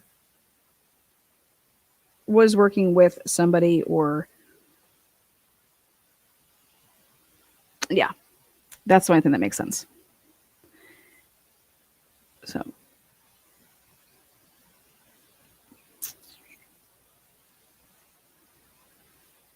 happy Thursdays.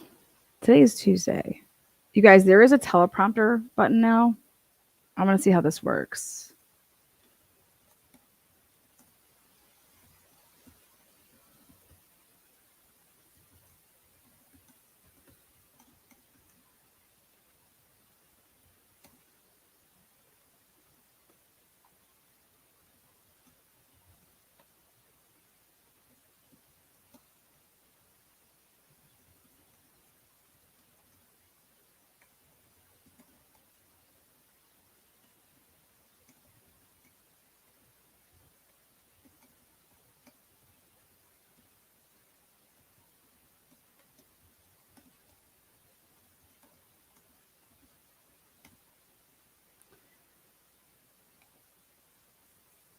Introducing teleprompter. Your script appears on screen visible only to you and scrolls automatically at your chosen speed. Adjust the font size, play or pause whenever you need, and enjoy a layout that adapts perfectly to any orientation. Just write your text in the note tabs, turn on the teleprompter, and deliver your message with confidence and flow. This is all ad lib, baby. Okay, so I just wrote in. Now, how do I prompt it? Oh my God, it's on the screen. Okay, well, let's check this out. Ready? Here we go. Welcome to Truth and Transparency. Thank you for joining us this afternoon. Please consider subscribing to this channel as it is free, and helping click that notification button helps you get that extra nudge when I am releasing a new video. This is hilarious. Oh my God. Wow. Sorry, I was just playing around back here. Teleprompt. You know who uses one of those? We don't even have to say. I wonder, so I can copy, cut, and paste. Wow. This, no wonder why these people are able to produce a tons of videos right now. Wow. Damn. Okay. Their whole fucking show's scripted, and you can make it seem like it's live. Super nice.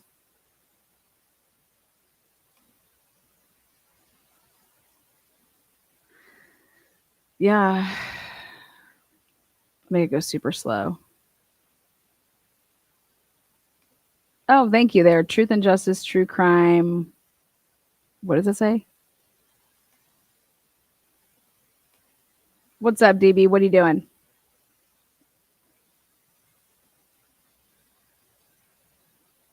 Just got here. Can someone say if Lana figured out why? Who? Well, we just called the Idaho State Police. We just called who?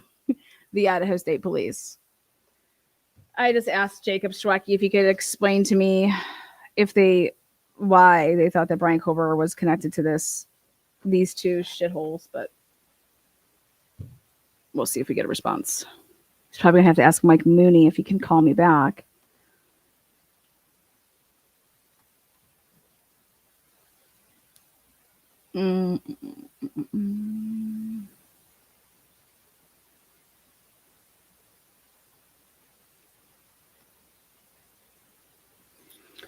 Can you give us the numbers? Should we call? What? No, we don't know. I mean, you guys can call whoever you want, but no, like bombarding them? No. I mean,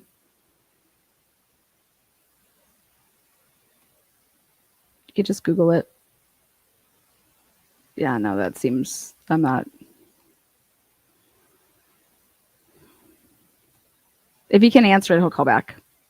If he doesn't call back, he'll call back after Thanksgiving on Monday. Did they open any storage units at all? No. What the funny thing is about this is that they just made it seem like that they had to wait there all night in order to talk to the two managers so that they could say, hey,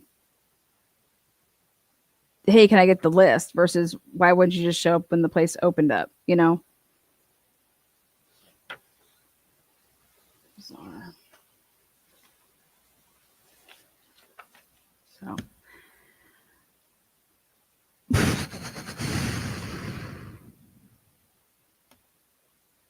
You got it, girl. Yeah, no, you guys can call whoever you want, but I don't tell people to do that.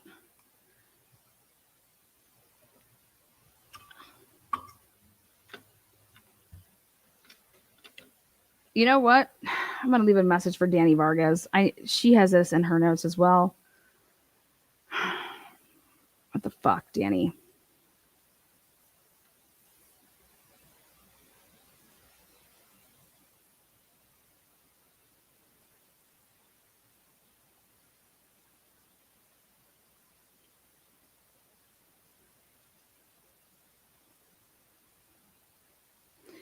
I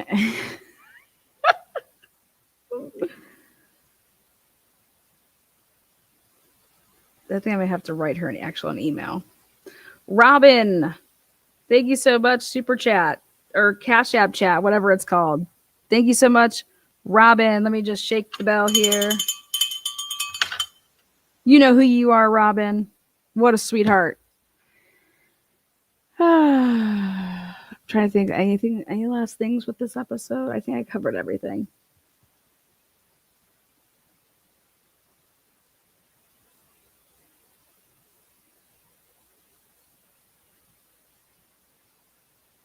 Yeah. All right. That's going to wrap it up. I'll be back here later tonight. Join me tonight for a live. Also, we're going to get people caught up on the Holly Bobo case. And how I'm going to do that is everybody that testified at trial 1, we're going to start just from the beginning, but only take the clips that are relevant of each person's testimony. And that way you can get caught up like everybody else and see it in chronological order as it unfolded at the trial. Because this is egregious. This is egregious. This is where the Richard Allen cases of the world are going to fall. Nothing new has dropped in Shanna Gardner's case. We're waiting any day now between now and Christmas. Sheldon should know if he's going to get a new trial because of this juror situation or if he has to start filing his big other. I mean, Sheldon hasn't even filed his direct appeal yet.